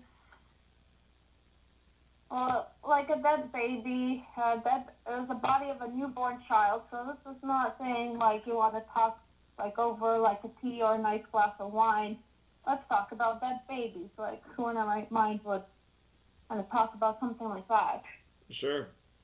At the time I saw this report, it was February 24th. That's when it said their report is unconfirmed. And then they actually found the body of a newborn on February 25th. And then charges were laid. And this is where it gets interesting. That's when I saw some interesting numbers. Nathan O'Brien, 34. That caught my eye. Then Winnie Windsor, or I can't pronounce that last name, 24. Okay. And then when I started doing quick decodes, murder is 34. Hamilton is 38. Murder is 38. Ontario is also 38. Hamilton is 43. Ontario is 43. And I thought, well, as sad as that is, babies are always innocent. There you go. Yeah, very interesting. Yeah, those same old numbers all the time. Well, I really appreciate it, Natalie. Great work. No problem. Well, I know it's going to be a short call. Get some new callers in. I hope some new callers will come in and share their voices. Indeed. And stay close, Zach. All right. You have a good night. Take care, Natalie. All right. And next up is Delaware. What's going on, Delaware?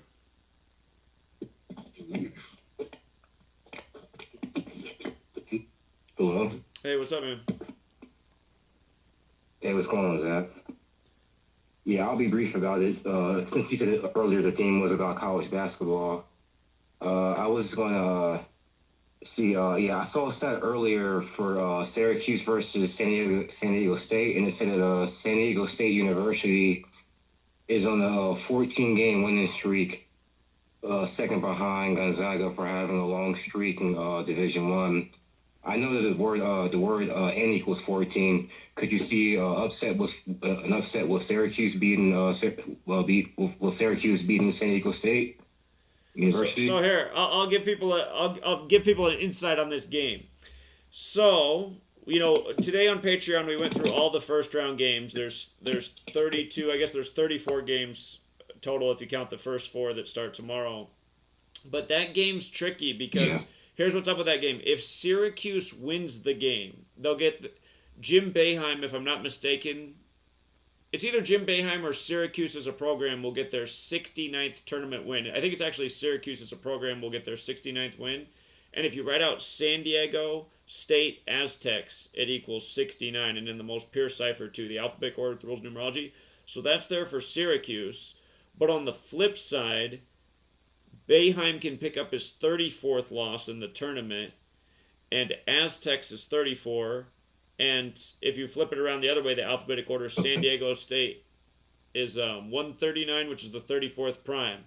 So that there's a few games like that in the first 64 where it's like, oh man, there's 2 good narratives on both sides. So that's one of them. But what you just said about 14, you do see a lot of streaks in sports end at 14. Hey, sit tight. We'll be right back, everybody. Quick commercial break.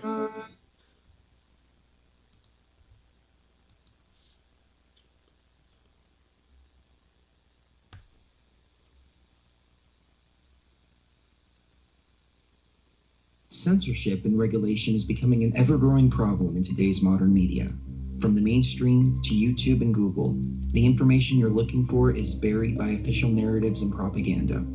This is why TFR is 100% uncensored, unregulated, and listener-supported. The shows on TFR are not micromanaged by the station, and our hosts are free to speak their minds however they please. As such, the views and opinions expressed on our station are of those who make them. If you happen to hear anything offensive on TFR, please send us an email to toughtitty@tfrlive.com, and we'll be happy to tell you that we really don't give a damn. We stand for freedom of speech and non-censorship. If you also stand for free speech, you can go to tfrlive.com/signup and sign up for a TFR supporter pass and help us in our mission to keep the airwaves uncensored and unregulated. TFR Live, your uncensored and unregulated protection from deception. Better testing. I'm Lisa Lacera, Fox News. The Biden administration says it's investing millions of dollars into COVID testings in schools and underserved communities. The CDC says they will be using $10 billion from the American Rescue Plan to help test students, staff, and teachers at schools, saying in a statement that this is meant to help with reopening efforts. The CDC says they will also spend another $2.25 billion to what they say is address COVID-19 related health disparities and advance health equity among high-risk and underserved populations, including racial and ethnic minorities and people living in rural areas. The money going primarily to public health departments to help with testing and contact tracing. Health and Human Services is also giving a $250 million contract to Abbott to deploy rapid point-of-care tests in long-term facilities. Jessica Rosenthal, Fox News. During this afternoon's White House press briefing, Education Secretary Miguel Cardona stressed the importance of vaccines and getting kids back to class. It's critically important that we vaccinate as many as possible, and we promote the benefits of the vaccination to make sure we have safe school communities. So the message really is, if you're able to get a shot, get a shot. He said the goal is to get kids back in school this spring as quickly and safely as possible. Nevada Governor Steve Sisolak says his state will begin allowing all residents ages 16 and older to be eligible for the COVID vaccine starting April 5th. 8 counts of murder have been filed against Robert Aaron Long, the suspect in last night's shooting at 3 day spas in the Atlanta area. 8 people were killed, most of them Asian women. Crime against any community is a crime against us all. Atlanta Mayor Keisha Lance Bottoms, the suspect, has told police the shootings were not racially motivated. He says he's a sex addict and planned more shootings in Florida targeting the porn industry. America is listening to Fox News.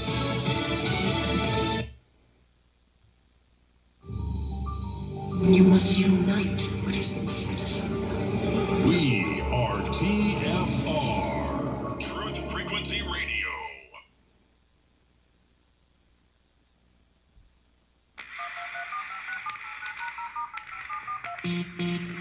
Condition orange. Condition orange. Situation Delta in effect. Please enter your agent number now, followed by the hash key. We have to create culture. Don't watch TV. Don't read magazines. Don't even listen to NPR. Time comes when silence is betrayal. More for themselves and less for everybody else. But I'll tell you what they don't want. They don't want a population of citizens capable of critical thinking. They don't want well-informed, well-educated people capable of critical thinking. They're not interested in that. That doesn't help them. Think for yourself. Question authority.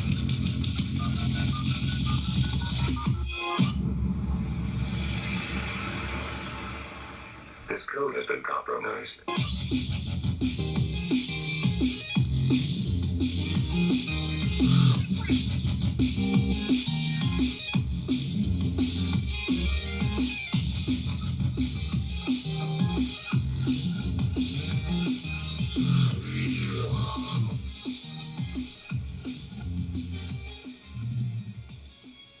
All right, we're back, True Seeker.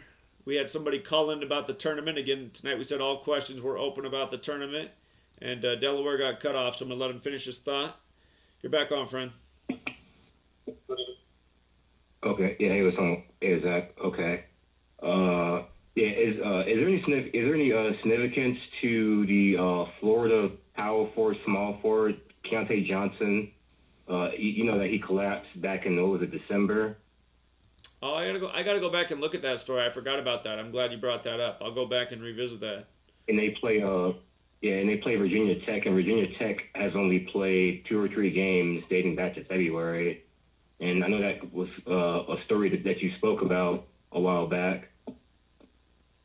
Yeah, I'm gonna go back and look at those things. So I appreciate those tips. You're welcome. Since Houston is playing and Chicago's and Illinois is playing and Chicago Ramblers are playing, do you think that the George Perry Floyd could also come into play too? That whole ritual, since he was supposedly from Houston, and I know that the Golden Gophers aren't playing, but you know that he was supposedly from Houston, died in Minneapolis on Chicago Street, and you got the Ramblers. And the fighting Illinois playing. Those are good thoughts. I actually didn't explore the George Floyd angle, but they did plenty of stuff in the baseball season and the basketball season in tribute to George Floyd and the NFL season. So, yeah, I'll have to look at that. Those are good thoughts. All right, man. Well, I appreciate it. Yeah, I'll let the other folks get on the line. But thank you, though. Yeah, you have a good night, friend. Take care. All right, let's go out to Chicago. Speaking of Chicago.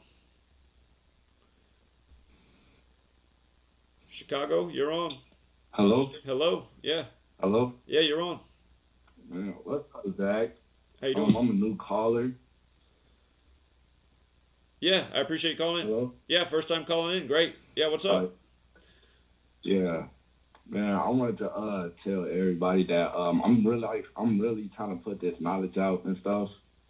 I did it I do the remote learning in school, and I did a whole presentation on Gematria and stuff. My teachers, they was mind blown. That's great. Tell me more about that. I got to hear about it. Man, I did it in my first hour period. It was 4 students that joined and stuff. They was asking me how did the numbers was adding up and stuff. I told them that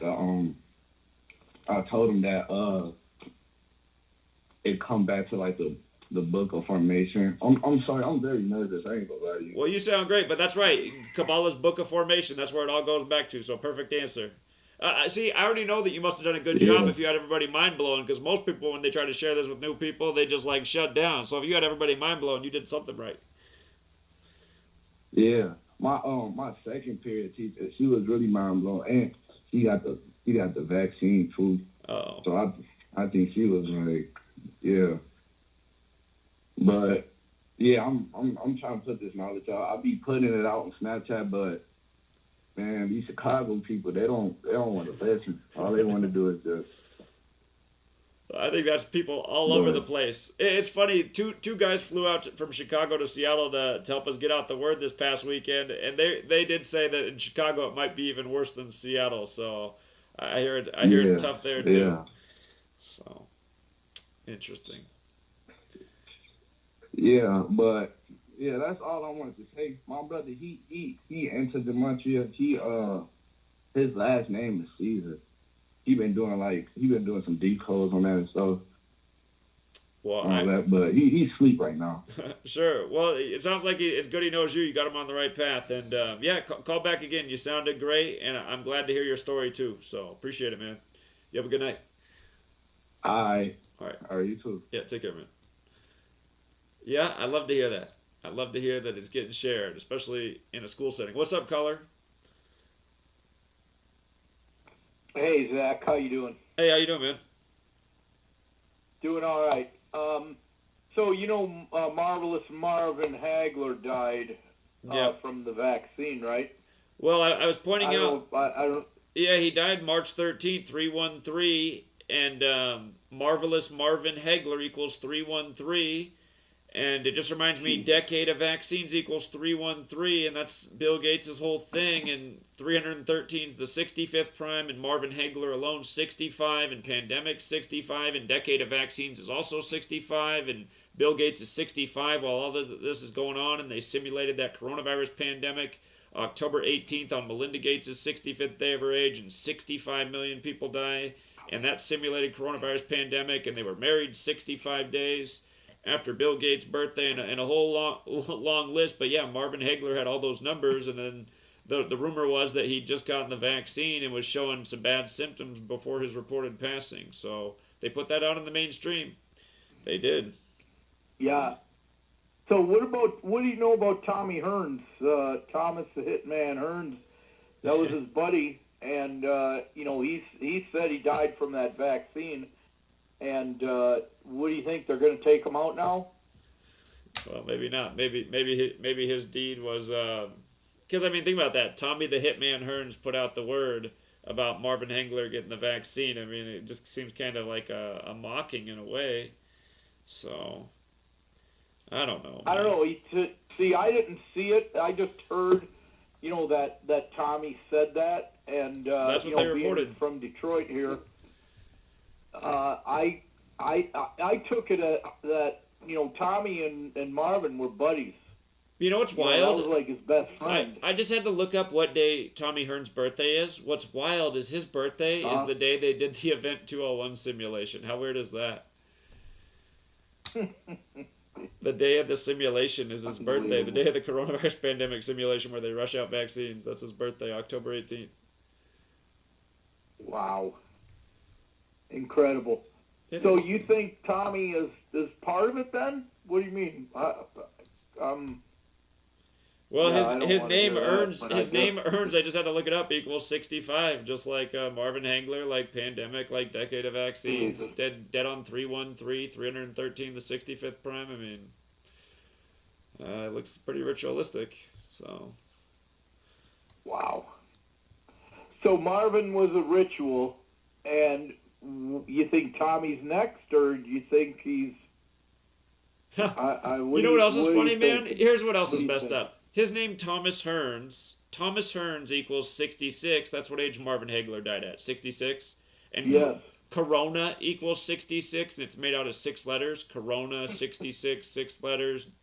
And don't forget Clade X, the other simulation done by the same people who did Event 201. That was 666 days before the pandemic was declared. And the word vaccination, 666 in Sumerian Gematria. Yeah, I'm going to go back on this Thomas Hagler remark on the Marvin Hagler death, or Thomas Hearns. I'm going to have to go back and put in the Thomas Hearns part, because I skipped that part, so I'm glad you brought that up. Okay, cool. All right, I appreciate you, brother. All right, man. All right, good call. Yeah, you have a good night. Thanks. You too. All right, take care. Gematria, you can solve these riddles in seconds. Let's go out to Canada again. What's up, Canada? Back? Hello? Yes, you're on. Back? Yes. Yeah, you're on. Hey, Zach, how you doing? Doing well. How are you? Hi. I'm good. That was my girlfriend. She just called in. I was watching on YouTube there. So I just wanted to say I've been a big fan of your work for probably close to 7 years now, since the beginning. I've been tracking down like all your channels. They been getting deleted over the last several years. And, you know, it's been really helpful to sort of understand from a different viewpoint, like all this stuff that's going on the world stage. You know what I mean? It's very comforting to know that, you know, there's a deeper truth to all the stuff that people get emotionally wrapped up in. You know what I mean? Sure, indeed. Yeah, so I've just been watching along here. I've actually never called in live before, so it's kind of exciting. Well, I appreciate calling in. It's good to know you've been out there all this time, so thank you very much. Oh, yeah. No, I keep up with all your channels as regularly as I can.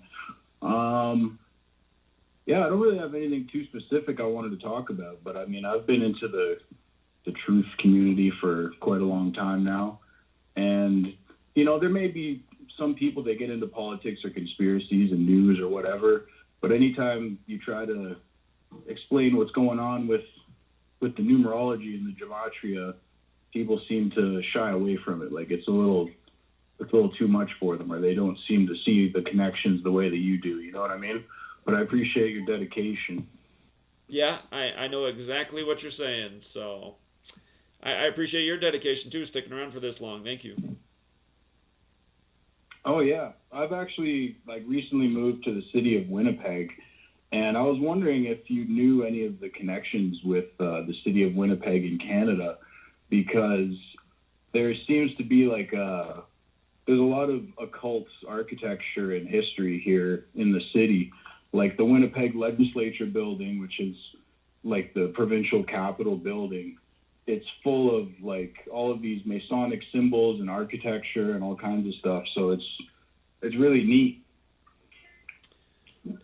And I don't know a lot about Winnipeg, unfortunately, but yeah, you go into cities. I mean, there is a lot of interesting architecture, especially when your eyes are, you know, more open to things. So yeah, I'd love to travel there and see them. Yeah, I mean, I studied architecture in school, and that's sort of how it was around that time that I started getting into this stuff, because I was looking into this Hermeticism and sacred geometry and a lot of the ancient mystery religions and Christianity and Judaism, all that kind of stuff.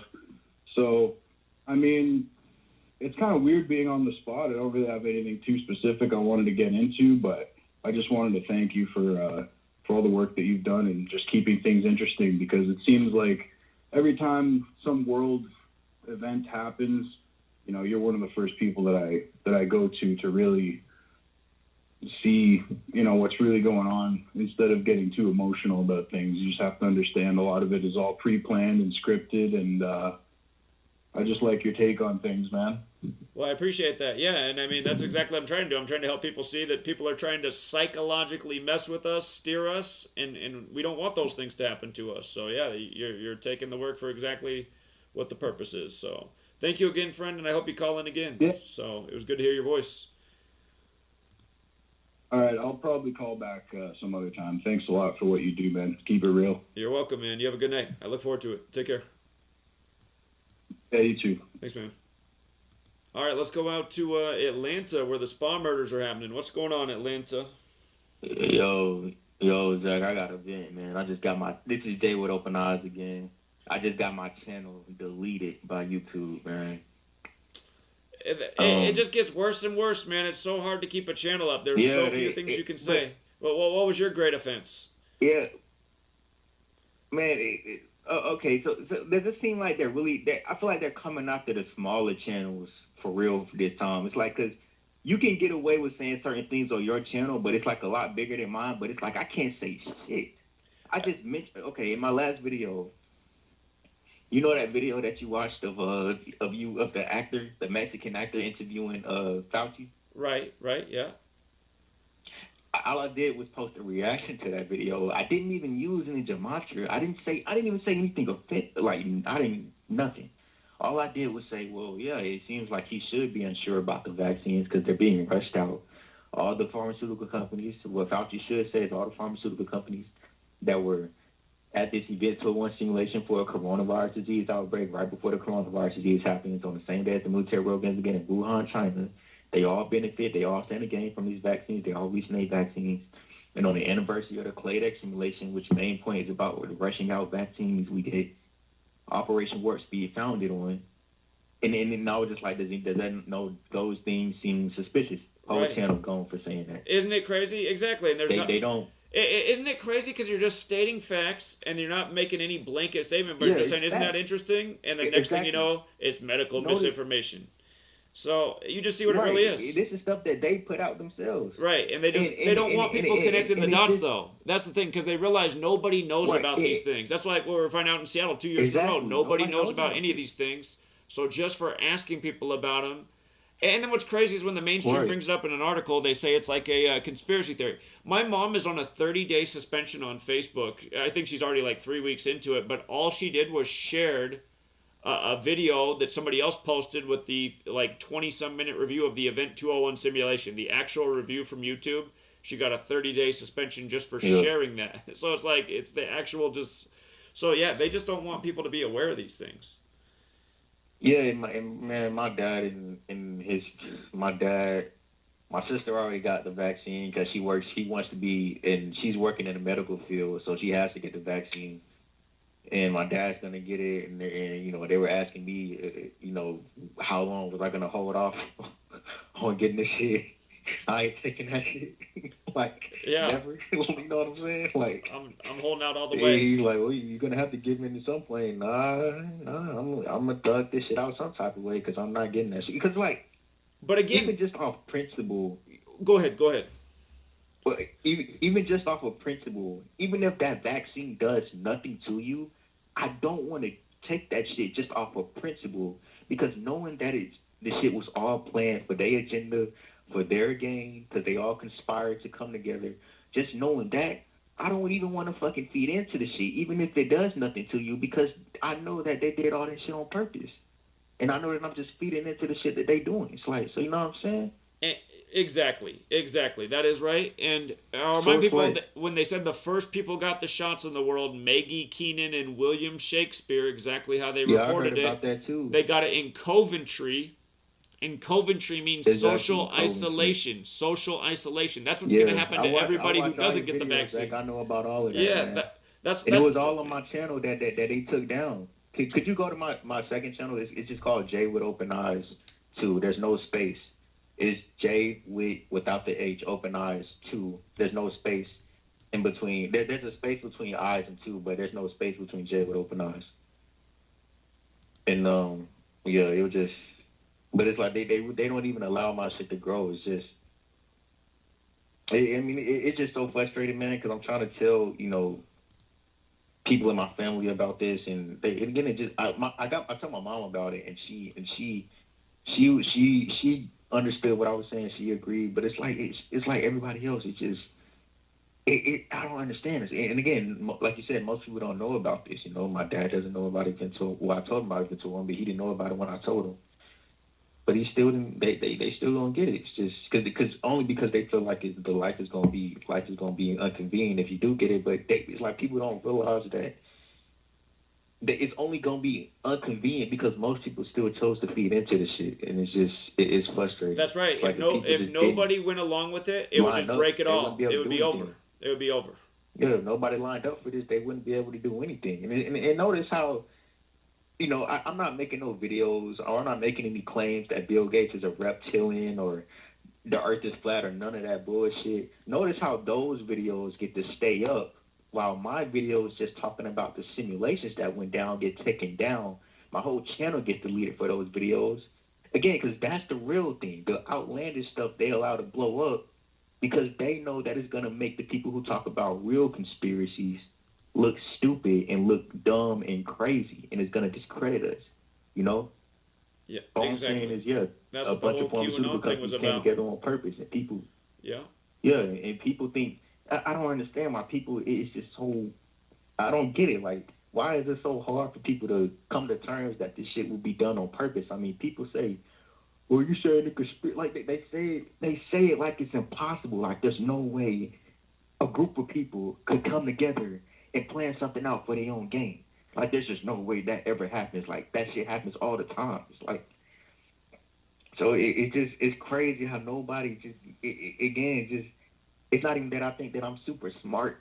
It's just that I just realize a lot of people around me are just so dumb. It's just I just realized from a young age that I have a lot better judgment than most people around my age. Like I remember when the Jussie Smollett shit happened, and I saw it, and I instantly knew it was bullshit, and then I had to tell my mom and other family members that it was fake, and they was looking at me saying, "No, he wouldn't fake that," and then it came out it was a hoax. I was like, "Yeah, who's gonna go to Subway at 2 a.m. in the morning? Like, nigga, Subway? Right? You went out at Subway, nigga? Like, what the fuck? You know what I'm saying? It's like, bro." You know what it is? Here's what it is. This is what you realize about humanity. You realize, like, back in the day, there were tribes, and there was a chief of the tribe, and the chief actually cared about his people, and people knew to get behind the chief because he had the best judgment and the best reasoning. He was probably the best hunter, best physically. He was the leader, and everyone saw it, so they followed him. But the problem is we're born in this world where it's like a society, we're citizens, we have a leader for a nation of hundreds of thousands, and we always get like this bad chief, and the people we're supposed to look up to, that we're told to look up to, they're actually people that lead us astray. And you just got this society of people used to following these bad chiefs and being led astray and just used to listening to lies. Lies are normal, just being lied to every day is normal. Anything outside of a lie doesn't quite feel right because you're just so used to lies and the bad chief. It's like people don't even recognize a good chief now. So you just see that's what happened to humanity. Humanity's not supposed to live like this. It's supposed to be like groups of 30 people or something like that. A smart person sounds crazy to a dumb person. Exactly, man. Exactly. I read this quote somewhere. It's a lot harder to... it's a lot easier to fool someone than to show them that they're being fooled, Yeah. It's a lot easier to just trick someone than to show them that they're being tricked. Because a lot of people are just open to being tricked. It's just, everything should be brought down to the community level. It shouldn't be this big federal government that have their monopoly on everything. Indeed, and it's just getting smaller and smaller. Do you think? Are you like a? Because I know you don't. I'm not in a political affiliation either. But what economic system do you think would be better? Like barter. I think it should be barter system. Or socialist. I think a barter system. We get rid of money altogether. Just get rid of money. And just do what you can do in this world and trade your skills for whatever you need. And then that way, it's hard to really hustle anybody. Right. It's just simple. I always thought that John too. Because again, money. I never even liked the idea of money. Then you look at the back of the dollar bill. It got all this secret occult symbolism. It got all these Latin. Again, that just shows. Nobody questions anything. It's just they're spending all this money. It's like the people don't even pay attention to what's on the back of the dollar bill. It's right in front of their face. It says on the back of the deal, Novus Seclorum or something like that, but in Latin it translates to New Order of the Ages. And one thing that I realized, that New World Order, that New World Order poster about the Phoenix coming out in right. I can't remember what year it came out, but it came out 33 years ago, I think. 1988, yeah, January. Novus is Latin for new, but Novus equals 91, Phoenix equals 91.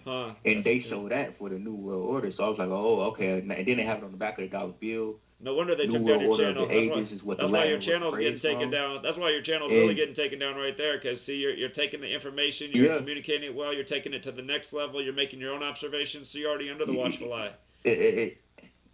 Man, exactly. And you know what I'm saying? And it's just it really just insane how it just it really just is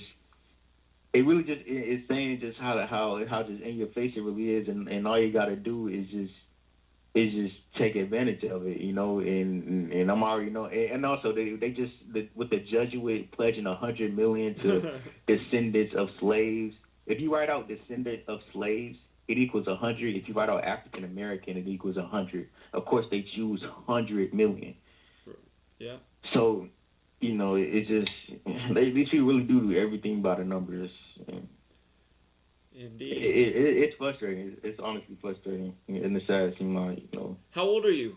Me get alienated from my family. I'm finna be 19. Yeah. What's funny is that my birthday is on March 22nd, 3/22, the Skull and Bones number. But I had to realize everything is a positive and a negative. They use that number for negative things. But yeah, I'm gonna be turning 19 on March 22nd. Yeah, I gave you the same curse I had at your age, because I was 18 when 9/11 happened, and then I just realized that everybody was so off. I already kind of knew it before that, but then after 9/11, I was like, man, my people are dumber than I thought. Man, it's just... Well, what I was going to say is, Yeah, just hang in there, though. It's tough. I think it's harder when you're a teenager to deal with it than when you get a little bit older, because you do get older, like, just like the chemicals that flow through your body are different and stuff, but just...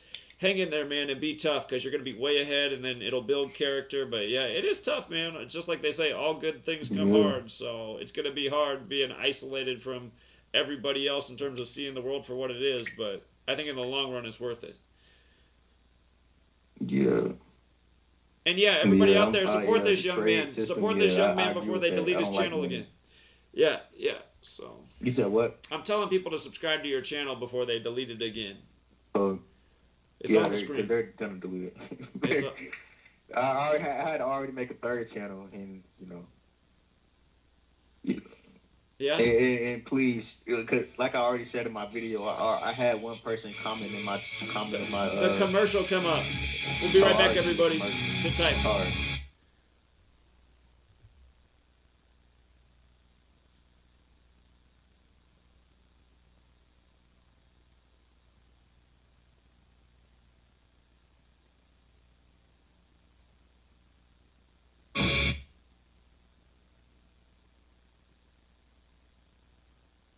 From the dawn of man, we have turned to nature to help attain balance within ourselves. But somewhere, we lost our way. Western culture is once again remembering the healing benefits of CBD, the non-psychoactive component of the hemp plant. That's why more and more people who use CBD report relief from inflammation and chronic pain, balanced blood sugar and cardiovascular system, relief from muscle tensions, tremors, migraines, headaches, anxiety, depression, and the list goes on. The big question is, where do you get it? iLife is a 99% pure CBD oil made with all organic ingredients, and it's available to TFR listeners worldwide. If you use coupon code TFR at checkout, you'll get $5 towards your order. Head on over to iLife.com now. That's AYA life.com. Hey folks, guess what the #1 phrase that Life Change Tea receives by email? You ready? We love this tea. We love this tea. Time after time, week after week, we love this tea. Life Change Tea gives you more energy, a beautiful cleansing, and fulfills its slogan perfectly. The tea that makes you go. So if you want to be on your health game, log on to getthetea.com and order Life Change Super Strength Tea. Packages come in a 1-month supply, and when you brew this stuff, wait until you see the results. Aren't we all about the results? And with a lot of people's health struggling, we can use a little bit of help. Doctors will tell you disease starts in the gut. So log on to getthetea.com. That's getthetea.com. Be our next email saying, I love this tea. I mean, I love this tea. Get the tea at getthetea.com. Helping America one tea bag at a time.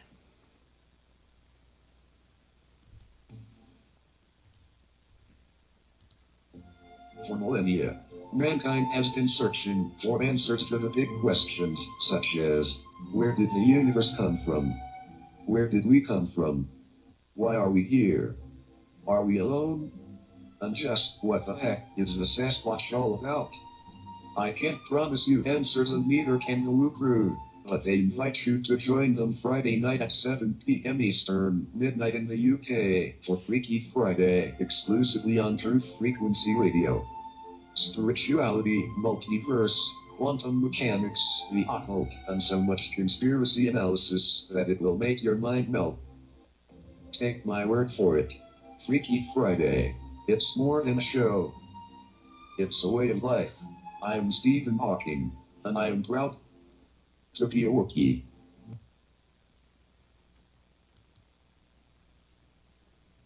No hate, no hype, no fear. We are TFR Frequency Radio.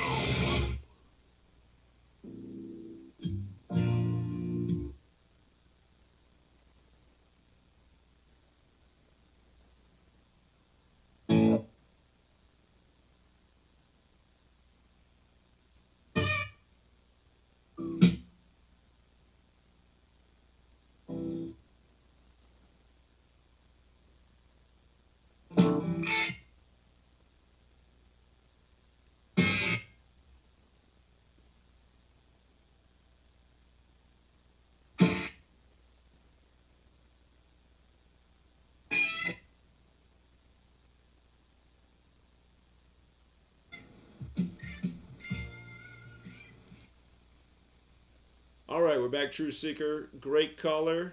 Let him go on for a while. And I'd love to keep him on, but there are a ton of people on hold. So, Jay, I really appreciate you phoning in. And everybody, please subscribe to his channel when you get a moment. Jay, just instead of with the H, leave off the H. Jay Witt Open Eyes 2. All one word. I think there's a space actually before the 2, but I just linked it in the channel. And again, he just got his channel deleted, and he's sharing the work, and he's putting his own message out there, and he's a young, brilliant man. So be sure to support him. And also, over the commercial break, I just see that one of CNN's new stories up is on how there's going to be some severe tornadoes coming to the Midwest. And that is interesting because the article's saying, a little bit later this month, there could be some interesting storm systems. Mark down the date March 28th. And that'll be a date with 52 numerology, and it's also the 87th day of the year, and tornado equals 87. And we've circled these dates for tornadoes before in the past in connection to the numbers, and they have landed. And again, remember, on dates with 52 numerology, you usually see these bizarre weather stories, and it's going to be a year of bizarre weather on the 52 date that just passed, which was March 8th. That date had 52 numerology, as will March 28th.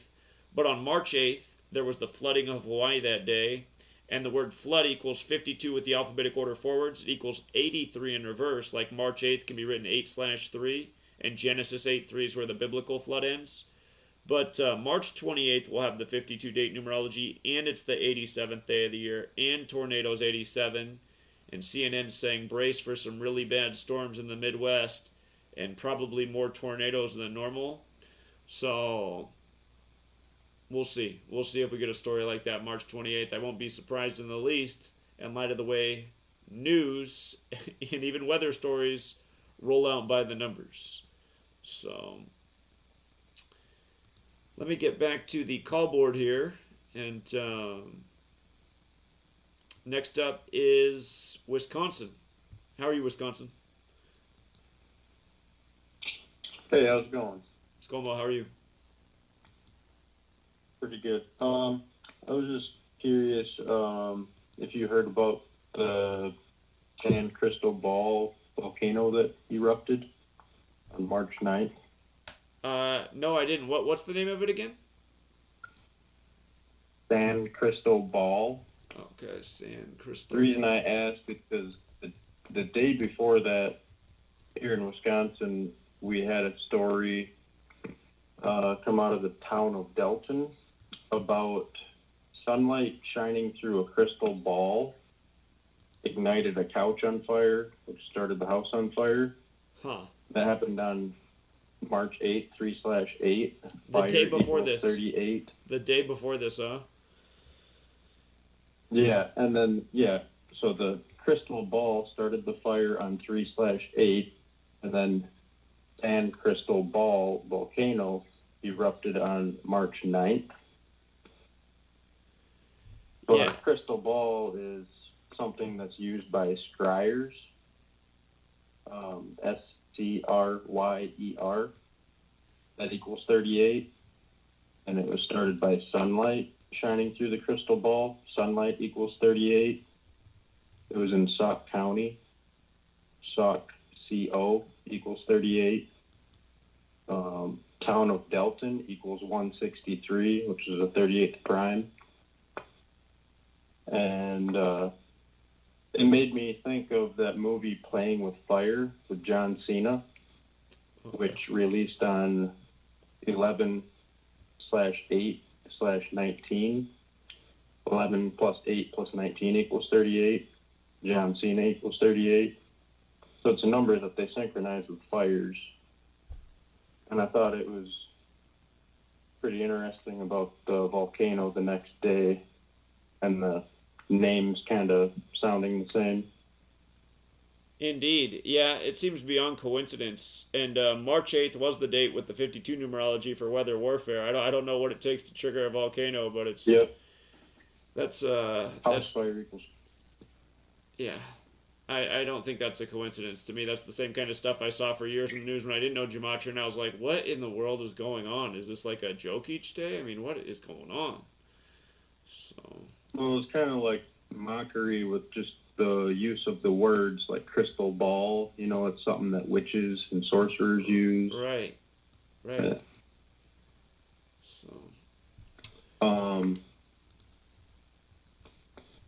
Yeah, and it also made me think of that old quarterback Tim Couch from the Cleveland Browns, because it was Couch that started on fire. So I was looking into him, and his name, Tim Couch, equals 38. And he was in a TV show called The Jersey, and they had an episode titled Cheers, Jeers, and Tears, which aired on November 23rd, 2002, which had 38 numerology. And in that show, The Jersey, the main characters are a family with the last name Lighter, which you use to start fires. So I thought that was pretty interesting how that all synced up. Indeed. Indeed. Yeah. Great observations, friend. I really appreciate it. Thank you. Yep. You have a good night. Yeah, you too. Take care. All right, let's go out to New York. What's going on, New York?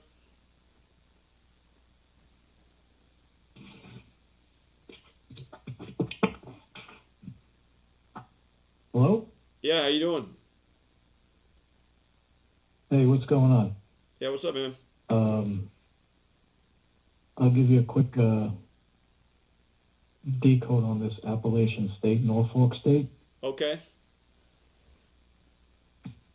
266 days from the birthday of the guy from Norfolk State. The coach in Norfolk State? And, yep. Okay. Well, yeah, his birthday is June 26th. Okay. Which is 26/6. And then it's 266 days later the game? Yeah, from the game to or it's I'm sorry, I think it's the manager of the coach of Appalachian State. Okay. It's 266, and which makes you think of the Pope, and the Pope's birthday is 17/12, and Appalachian State could become 17 and 12 with a loss. That's very interesting. That is very interesting. That's a great observation. So, Dustin Kearns, let's see, is that the coach? Yeah, just see if I got it. I didn't expect to get on. I thought I was just listening, and I didn't expect to come on. But Here, let so me quick. see. Yeah, you got on. Was that quick? Yeah, if you want to double. Yeah, it was pretty quick. I thought you had a lot of people. Yeah, it was about a half hour. Wasn't? Okay. That was pretty That's quick. not too bad. That's not too bad.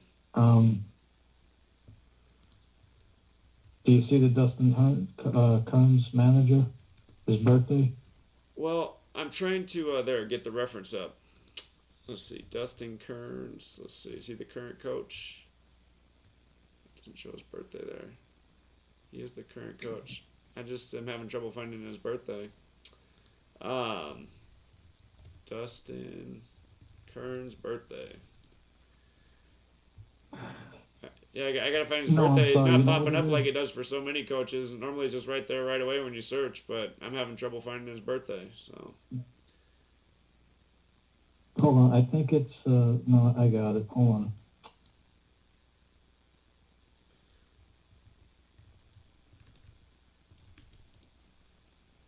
Wait. Robert Jones, the coach at Norfolk Yeah, State's born I'm June sorry. 26th.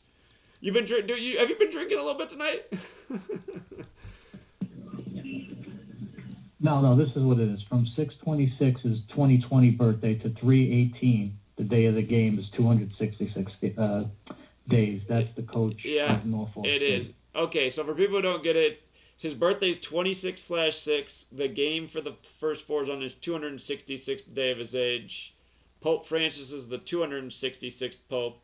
And when you write out Isus Omnum Salvator, the Jesuit motto, it equals 266. Pope Francis the first Jesuit Pope, number 266. And remember, he's Mr. 201 is Pope Francis. This year, the championship's in Indianapolis, which is 201, so it should be a big number at the tournament. So I see what you're saying here. So he's got the perfect alignment. And you're saying if he beats Appalachian State, they fall to 17 and 12? Yeah, that's the Pope's birthday, December 17th. December 17/12. But here I'm seeing Appalachian State is 17 and 11. So yes, if they lost, they'd be 17 and 12, and Norfolk State would become 17 and 7. And when you write out the Jesuit order, it's 177 and 201. So yeah, that's pretty enticing right there. That is pretty enticing. And Norfolk State looks like they're the underdog. Well, they're also a historically black college, and they just got a lot of love in the All-Star game. So. And June 26, 2021 is the 177th day of the year. So this year is 177 days, and he'll become 17 and 7, Norfolk State, right, with a win? Yeah, look at that. Look at that. That's exactly right. Isn't that so interesting? And again, who's saying, again, you guys, the Jesuits gave us the calendar and the language. They have it all synced up together. Looks like another proof. So. Yeah, and did you like Michigan State tomorrow? I wasn't crazy about that Michigan State UCLA game, but it was pointed out that West Lafayette equals 189, and if UCLA wins in West Lafayette, they'll be 18 and 9 on the 18th. So, I mean, that doesn't sound half bad, but there were some things there I wasn't crazy about. So. But can't Tom Izzo could get his 53rd win on 16-date numerology. And they're coming from Los Angeles, the UCLA team, and Los Angeles is 53. That's part of the reason I don't like that game. So I'm not crazy about that. Well, Michigan State could get their 16th win. Right. And also he could get his 53rd tournament win on 16-date numerology. And Mackey Arena equals 43. Tom Izzo equals 43. And the UCLA could get their 43rd tournament loss. I don't think tomorrow has 16-date numerology, though. I'm pretty sure it's 17, isn't it? So. Oh, 17. I'm sorry. But yeah, that 53 thing is still there. That 53 thing is there for the Los Angeles thing. So to me, that one's iffy. Isn't it interesting how there's two Spartans, though? Norfolk State Spartans, Michigan State Spartans. It's like, what's up with that? And there's two Mountaineer teams, too. Yeah, but So. But UCLA could get their 43rd loss in the tournament, all time in the tournament. And Mackey Arena, where they're playing, is 43, and Tom Izzo equals 43 in the most. Exactly. I mean, there's plenty there for the. There's plenty there for Michigan State, but I don't like that they can get the 18th win. And so, anyway, I'm not crazy about that game. Again, like I always tell people, if there's riddles on both sides that seem decent, those are the best games to stay away from. There's a ton of games in the tournament where there's not riddles going both ways, and it just looks like, okay, here's a great pick, here's a great pick, this looks like a good upset. So if the game's iffy, I mean, if you have to fill out the whole bracket, that's another thing, but then you got to go with your guns. But again, you don't have to bet every game, so. No. All right, well, that Norfolk State looks like a pretty good riddle. All right, Zach, thanks a lot. I'll talk to you soon. Yeah, great eyes, man. Keep it up. Bye. All right, take care. It's late over there. That's what it is. It's late. He's tired. Because normally he's sharper with it. I could tell. So he's a little bit off tonight. I think he's tired. Let's go out to Louisiana. What's up, Louisiana? Hello? Yeah, how you doing? All right, check this out, right? Wait, I have a question. So, do you know what the SWAC is? The SWAC? Football, college football. Yeah. I don't. What is it? All right, so, it's like teams like Grambling, Southern, and Jackson State with Deion Sanders is coaching. Right. I'm trying to see if that is staged. Well, I'd have to take a look at it and see if anything pops out. The SWAC. So I'll have to look that up. I've never investigated before. All right. And another question. It just sounds silly. Like, it's really silly. All right. So, all right. 2 years ago, right? It was a World Cup for Fortnite. Is that rigged too? Because they had like millions of people viewing, and I thought it was rigged just because, Are you talking about a video game tournament? Yeah. I honestly don't know the answer to that. I never researched a video game tournament, so I do not know. All right, that's all. That's it. All right. Appreciate it. Give me 2 things to look into. Thank you. All right. Let's go out to Binghamton, New York. New York, you're on. Yo, that Norfolk State looks pretty enticing, doesn't it? That looks pretty enticing, man. It does. I actually called in about sports too. I'm talking about NFL, and I just want to give you this. So the Super Bowl, it will be Super Bowl 56, right? Correct. You know how Super Bowl 50 was all about Super Bowls are synced up with the Black Panther Party. Well, Super Bowl 50 was. So that means this Super Bowl is going to be also the 56th anniversary of the Black Panther Party. So what I'm thinking is the Patriots are going to be in the Super Bowl, and they're probably going to win it because Bill Belichick can get to 7-3 in Super Bowls, and it'll be the 2021 season, like the Super Bowls in 2022. But it'll be the 2021 season. Well, here, and join join us on Patreon to talk about football. I don't think that's going to happen, but just since we're limited on time and it's not football night yet, we got plenty of time for football. You can call back about this. It's an interesting thought. It's possible, but again, I don't think so. Look into the one team that the Chargers have 56 wins against. Appreciate it, man. You have a good night. Let's go out to Michigan. What's up, Michigan? Hello? Hello, you're on.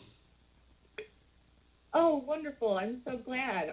Yeah, I didn't actually have to stay on too long. It was like 42 minutes. But, I am not into sports at all. I actually just started listening to your podcast yesterday, and I have some information that I wanted to share with everybody. Anybody who's been on the fence about, whether all this stuff we've been seeing and realizing about, the matrix at large, anything that, has caused you to question, anything that's caused me to question if it's all just conspiracy or in my head or schizophrenia or whatever, that was all ended for me yesterday when a friend of mine called me out of the blue who good girlfriend of mine, really enjoy her spirit. She's a beautiful woman, very Christian, loves Jesus, and just really has a lot of good insight, I think, into what's going on with the world as well. And she told me that she has been dating a man. I won't say her name or his name, but I will say that he is in the NFL. He's on the Packers, the Green Bay Packers, and she said that they've been dating, and seeing each other for about the last 10 years, and that the other day he sent her a picture, and they both talk about the occult a lot and God, and he used to be a Christian boy growing up, but anyway, sorry to ramble, but anyway, he sent her a picture the other day where he was wearing the Illuminati ring, and he said, "I've joined it." And she immediately told him, I am not about that, and she basically, called me in and, wanted to sort of relay this information. But so it was made very real for her, and, it made it very real for me, too. And I've always known about gematria. I've always known about the, different levels of, I guess what you would say MK Ultra programming that goes on in the different entertainment industries, like, how sports has their own. And so I listened to your podcast that you had with Larry Johnson the other day, and I sent that to her in response to our conversation, and she's hopefully listening to that tonight. But I just thought it was the weirdest thing because, for her to tell this to me, because everything's just been leading in my life very recently to really cause me to start looking at the people who I know and the people who have been around and and realizing that I live in Ann Arbor, and, this is a very Masonic town. I've known a lot of people who have been, kind of softly, I guess you could say, playing with, fraternity, level occult stuff that, goes on. I'm sure you're aware. And anyway, it's such a weird thing to have this all become, so real for me all of a sudden. And I just wanted to share this with you and other people that, yeah, they're actually doing this shit. And, I don't know if he's conscious. I don't think he's conscious. He's obviously at the lowest level of it. at this point. He just got inducted. I don't know if he got inducted with other people, but, you know, it's one of those things where, you know, I don't know if they're aware, like, you know, just like Johnson said, he doesn't know if you're aware of them, what they're doing, with the games they're playing, with the signs and the numbers and the sacrifices and all of that. But some of them, I think they get offered at some point the chance to become aware of it and to be the actor and the pawn at the same time. And I think that, you know, I don't know if he's listening or if this will get out to him. I know if he, you know, who knows who I'm talking about. If, you know, anybody's watching, please get in touch with this young boy, because I know that he does believe in God, and I know that he does know that what he's about to get into is very dark, and it's going to lead him down a path that's, you know, going to end up being, you know, hell and the end of it. So I just wanted to call. I'm sorry, I'm just babbling. I like you said a word, but I just wanted to relay that information to you, that, yeah, you know, somebody that I know has become, you know, aware of a man that she's known and loved in many ways, has ended up giving in to that dark side. And actually, it is a real thing. And, you know, he has the ring to prove it. So, you know, and I'm not sure like what level he's at or anything, but, you know, I would just, from what she's saying to me, you know, he's pretty young. I would think that this is just the start. So just quick question. Here's praying for him. Just to clarify something. So did he say that he joined the Illuminati, or did he say he joined Freemasonry or another secret society, or was it? It was an Illuminati ring. Okay. So it was not the Freemasons ring. It was a gold ring. It wasn't the red ring. It wasn't the blue ring. I've really stopped. Like, I've tried this sort of in the last, like, you know, few years. I've tried to slow down researching this stuff, especially when the QAnon psyop came out. I was just like, you know what? I want to just pull back and try and get closer to God. So I'm really rusty on all this stuff. But, you know, from my understanding and from what the picture I saw, you know, or she told me it's his beginning ring, you know? So he's just gotten into it, and he's like gloating, and he basically tried to, you know, come to, and he's doing this weird psychological thing, I believe, where he's, you know, looking almost to her to gain acceptance, or, you know, to give a reaction of, you know, almost, I don't know, I guess you would say, like, just allowance for him to be doing that, and, you know, she just turned him away. So I just thought it was just such a weird thing for, you know, to hear that. And I just thought I wanted to share it with you guys and the people on the stream. I just thought it was really scary, you know. So this is a real thing, you know, and they are involved in it. I don't know if they all are or what, but he was given the opportunity to join, and he said yes. Well, I appreciate the story. It's good information, so thank you so much for that. Thank you. All right. Look forward to the next call. You have a good night, friend. Okay, let's go out to Illinois. Illinois, you're on. Yo, Zach. Yeah, how you doing? Yeah, this is Nate Robinson, man. This is Mr. 52. Yeah, Nate Robinson equals 56 and 70, just in case you're wondering. Anyway, to start off, I think I heard in the live stream earlier, somebody said the Alabama coach was sitting on 40 wins. So that means he could get 41 at 13 primes. And then I was going to tell you my favorite author today, R.A. Salvatore. He just got the vaccine 56 days from his birthday. What's his name? What's his name? I'm already knowing. What's the author's name? His birthday's on R.A. Salvatore. Okay, I see it. You ever heard of the Forgotten Realm? No, Chris Stewart, and it's a fantasy author. I started reading that when I was younger. I was probably like 9. Okay. It really taught me a lot of, you know, big words and shit. But anyway, yeah, I got into them and whatever. His birthday is obviously January 20th, like 20/1. So shit, you already know what's going on with that. Indeed. I see he tweeted about the vaccine on the 322nd day of the year, too. I see, bro, I'm banned on Facebook right now for the damn Chris Cornell, bro. I shared a thread last night of Chris Cornell, and I'm banned on Facebook. I be trying to get all my people on there to follow. I got a couple little sleepers, you know, that's all I like here and there, but most people don't want to, you know, like you say, they don't want to be associated with, oh, man, people might look at me funny if I think that's real or whatever. But I don't give a fuck about none of that. You know what I'm saying? I'm trying to get boots on the ground. Indeed. Indeed. Well, I really appreciate the observation. I'm going to look more into him getting the vaccine. Did he post about it on his social media?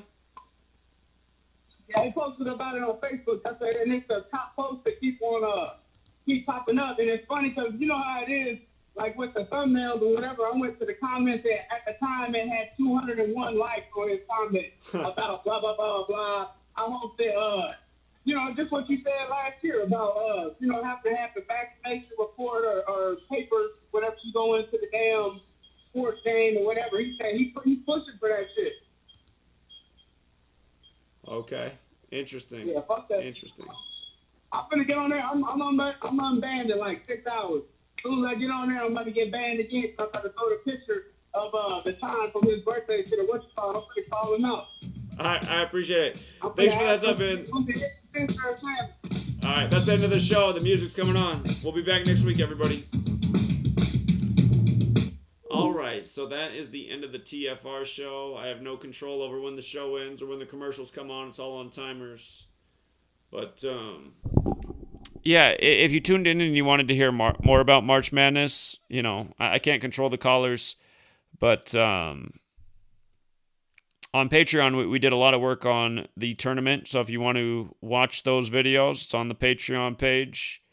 Appreciate everyone who donates. Most people find that the donation is very worthwhile because a lot of people end up making their $5 a month back in record time and plus more. But yeah, we've done a lot of work on March Madness, and we're going to do one more stream tomorrow on March Madness before the 64 games get underway on Friday. And it's a lot like, I'm decoding things. Other people have the knowledge of decoding. We're putting our observations together. We're trying to form the clearest picture of what looks to be the best picks. And year after year, we do very well with the tournament. So we're trying to continue that momentum. And, yeah, if you were expecting more during the show, again, apologies, but the information is there if you want more. And also, if you don't have $5 to pledge a month, if you pledge $1, you get access to the sports notes, and you can pretty much read what I go over in the videos. So for $1, you can still get a lot of information too. Get you access to the Patreon page and the notes for the games. Before I go, just another announcement. In case you didn't hear what I'm working on, I started a new side project called Signs Matter. And what we're going to do is, I'm debating on if homeless people will do it just for food. They probably would, but they might also want a little something in return, so maybe a little bit of a payment too. But anyway, essentially paying and feeding homeless people to hold signs with positive messages. Signs Matter, I think, will be the name of the organization. And again, I just get so sad looking at all the homeless people, out there holding their signs. Nobody's donating. What if somebody paid them to hold a sign that had a positive message that made everybody smile instead of feeling bad driving past the homeless person who they don't have $1 for? So I thought that'd be a win-win for the community. And then also, like, if you had them hold signs that made people think about things. I wouldn't want to put a sign in a homeless person's hands like COVID is an agenda, like I'll hold on a street corner. Because, again, I don't want some people already have like this resentment for the homeless, so they're holding that sign. It might provoke something. But, just a sign that nobody could get mad at. Smile at somebody. Do something nice. Just nice little phrases for people to drive by and read. Yeah, I should smile more. Yeah, I should do something nice for somebody. Hug somebody, And so anyway, there's a website being built for that, and I'm hoping that the homeless people who participate, they'll want to put their stories out there and share something and maybe figure out a way to set up like I guess the problem with setting up like some sort of fundraiser for homeless is a lot of them don't have an account. Maybe we could do even that too, help these people get accounts set up so people can donate them money. Just figure out a way to help out homeless people and have the homeless people put out a positive message for everyone else.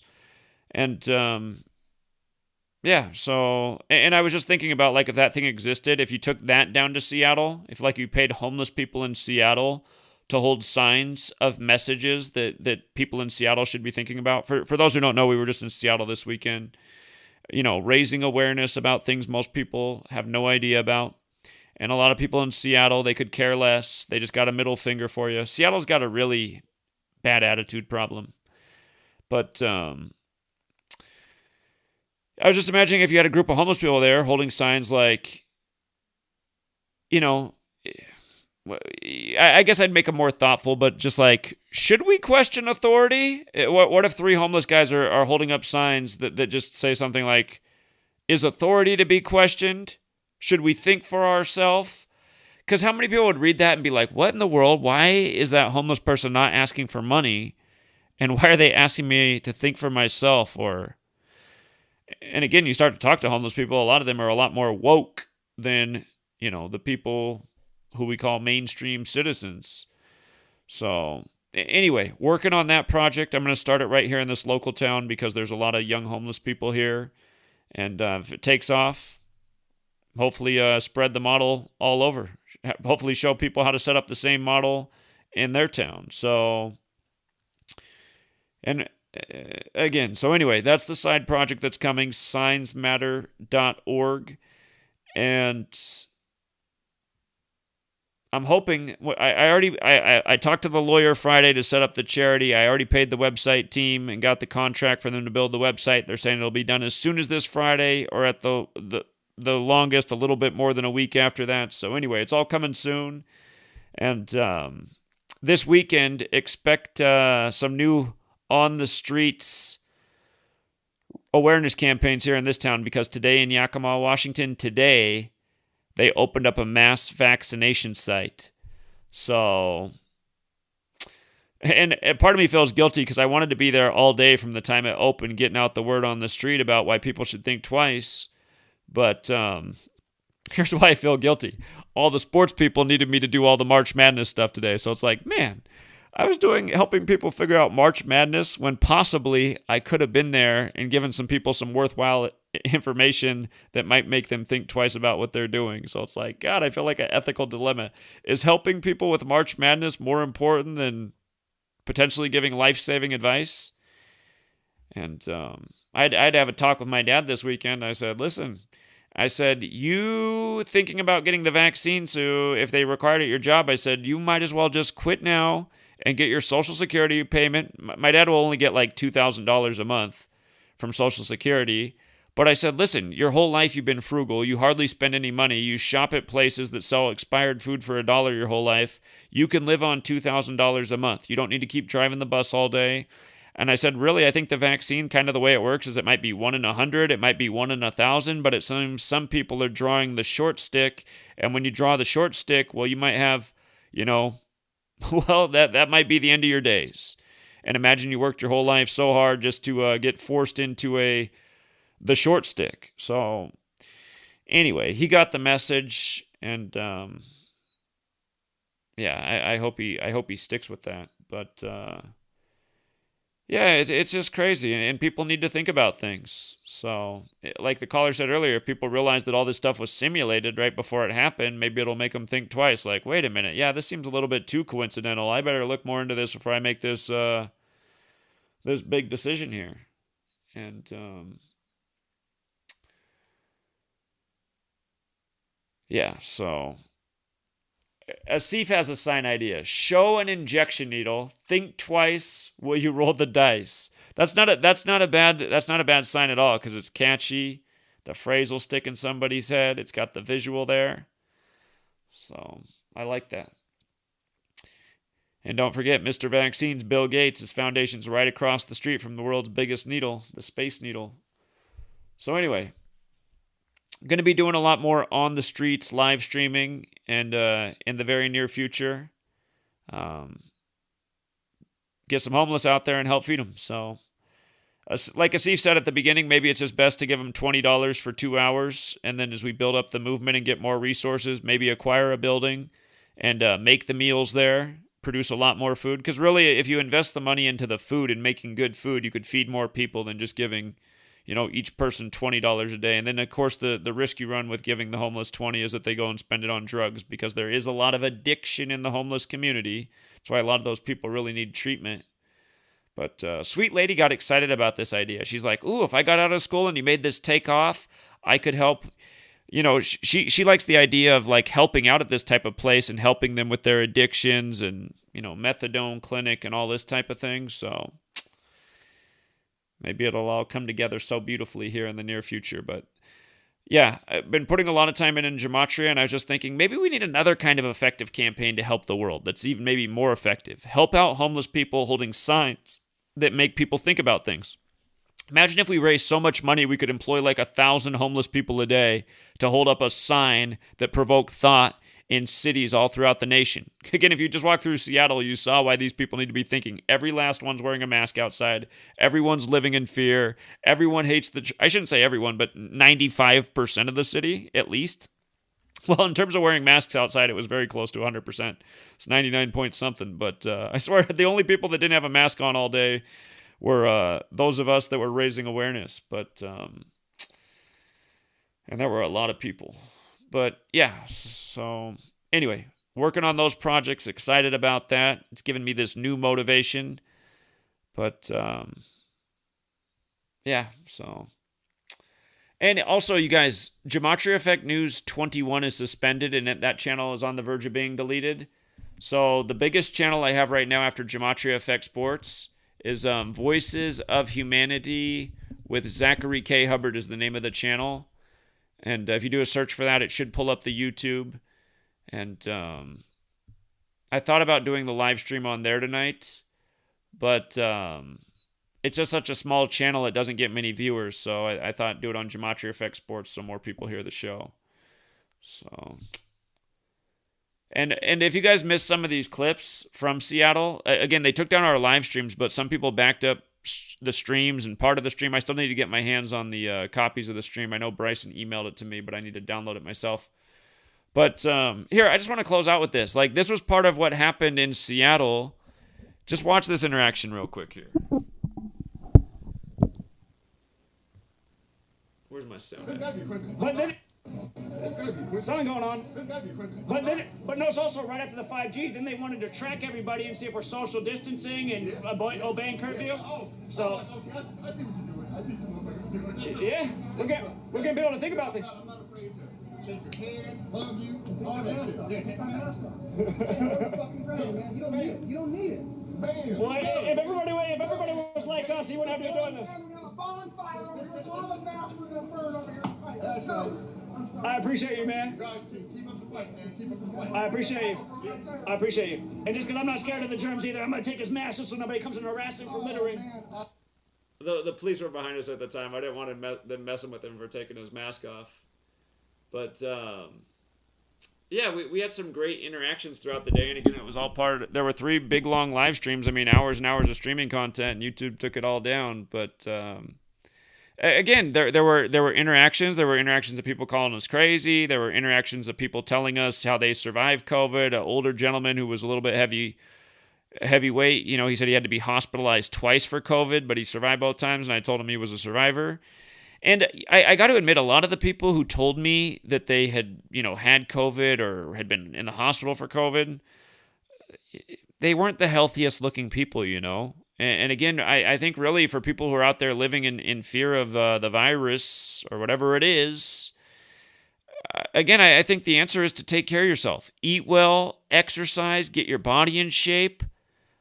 You know, I noticed a lot of the people who said that they had it were overweight. And then I also noticed how many brain dead people there were. There were so many people who walked by and said, I already got the vaccine, so how could it be an agenda? And I was like, but these are the same type of idiots that walk by and say this, but then you can't even respond to them because they continue to walk by like they made the end-all statements. Like, do they realize what they said just sounded so illogical and idiotic?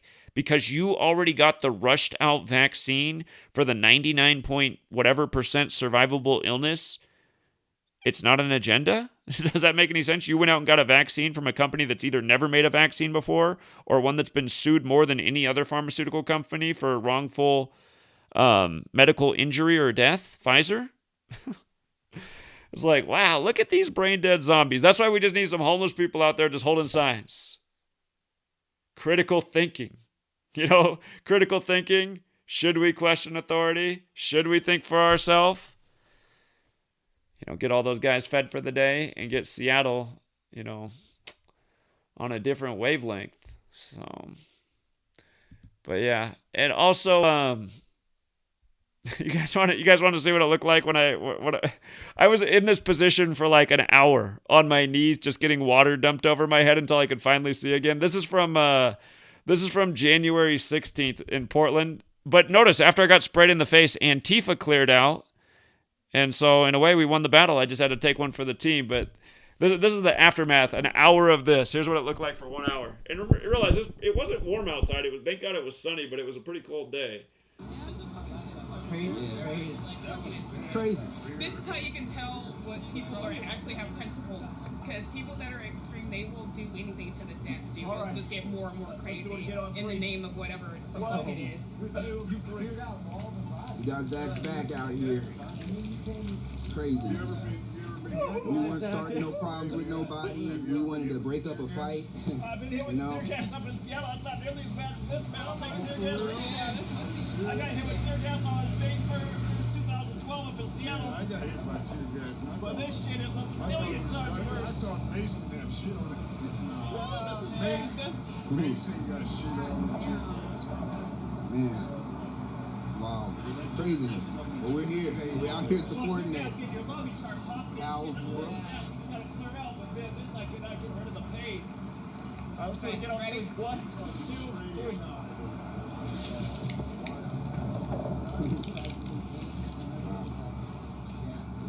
We out here. Yeah, that's we out here. Crazy. Not trying to cause no trouble, but people want in trouble with us. Because people are programmed, unfortunately. And freedom is scary to people.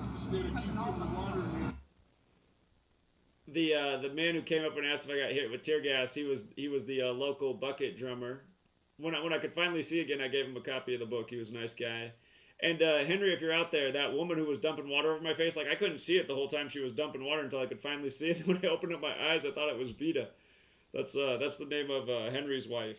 So I was like, what in the world? What are you doing here for a second? But yeah. So anyway. Yes, subscribe to Voices of Humanity, because I'm going to be doing videos here now, because it's the second biggest channel I have that's not on the verge of deletion. And I'm probably going to start a new channel called Signs Matter, and just standing out on streets more, talking to people like I've been doing in recent days. And I'll have the homeless people that we help feed them. I'll get them on the video if they're comfortable too, for anyone who wants to go on video and share it. So I'm probably going to start a new channel called Signs Matter. It's not up yet, but I'll let you know where to subscribe when it is. And it'll mostly be a ground pound pavement type of channel, if you catch my drift. So, all right, Rambo killed it tonight. A lot of great callers tonight. Sorry to everyone who was left on hold. I didn't do a good job of keeping everybody to a minute, but I thought the callers were really good tonight, and it was hard to rush anybody off. So, Rambo, he just gets better by the week. If you guys have missed Rambo's post, just come to GematriaEffectNews. On your cell phone, you just scroll down the page to the bottom and click on Rambo's Corner, and it has all of his posts. And if you're on a computer, you just scroll down a little bit to the R's. And just click Rambo's Corner, and then it'll take you to all of his posts. All of the posts Rambo's ever shared on this channel are right here. So you just scroll through, they're all here week after week in chronological order. And all of his posts are pretty big, so you'll be reading for a long time. Does a great job. And also shout out to my man in Seattle, who came out and also hooked me up with a present as I was going. He gave me some of these THC enhanced chocolate balls, and I tried one out tonight for the first time, and they are definitely legit. So I appreciate that too, man. Thank you. All right, Truth Seeker. March 28th. Will there be a tornado? I hope not. That's a prediction I want to be wrong about. We'll leave it there, you guys.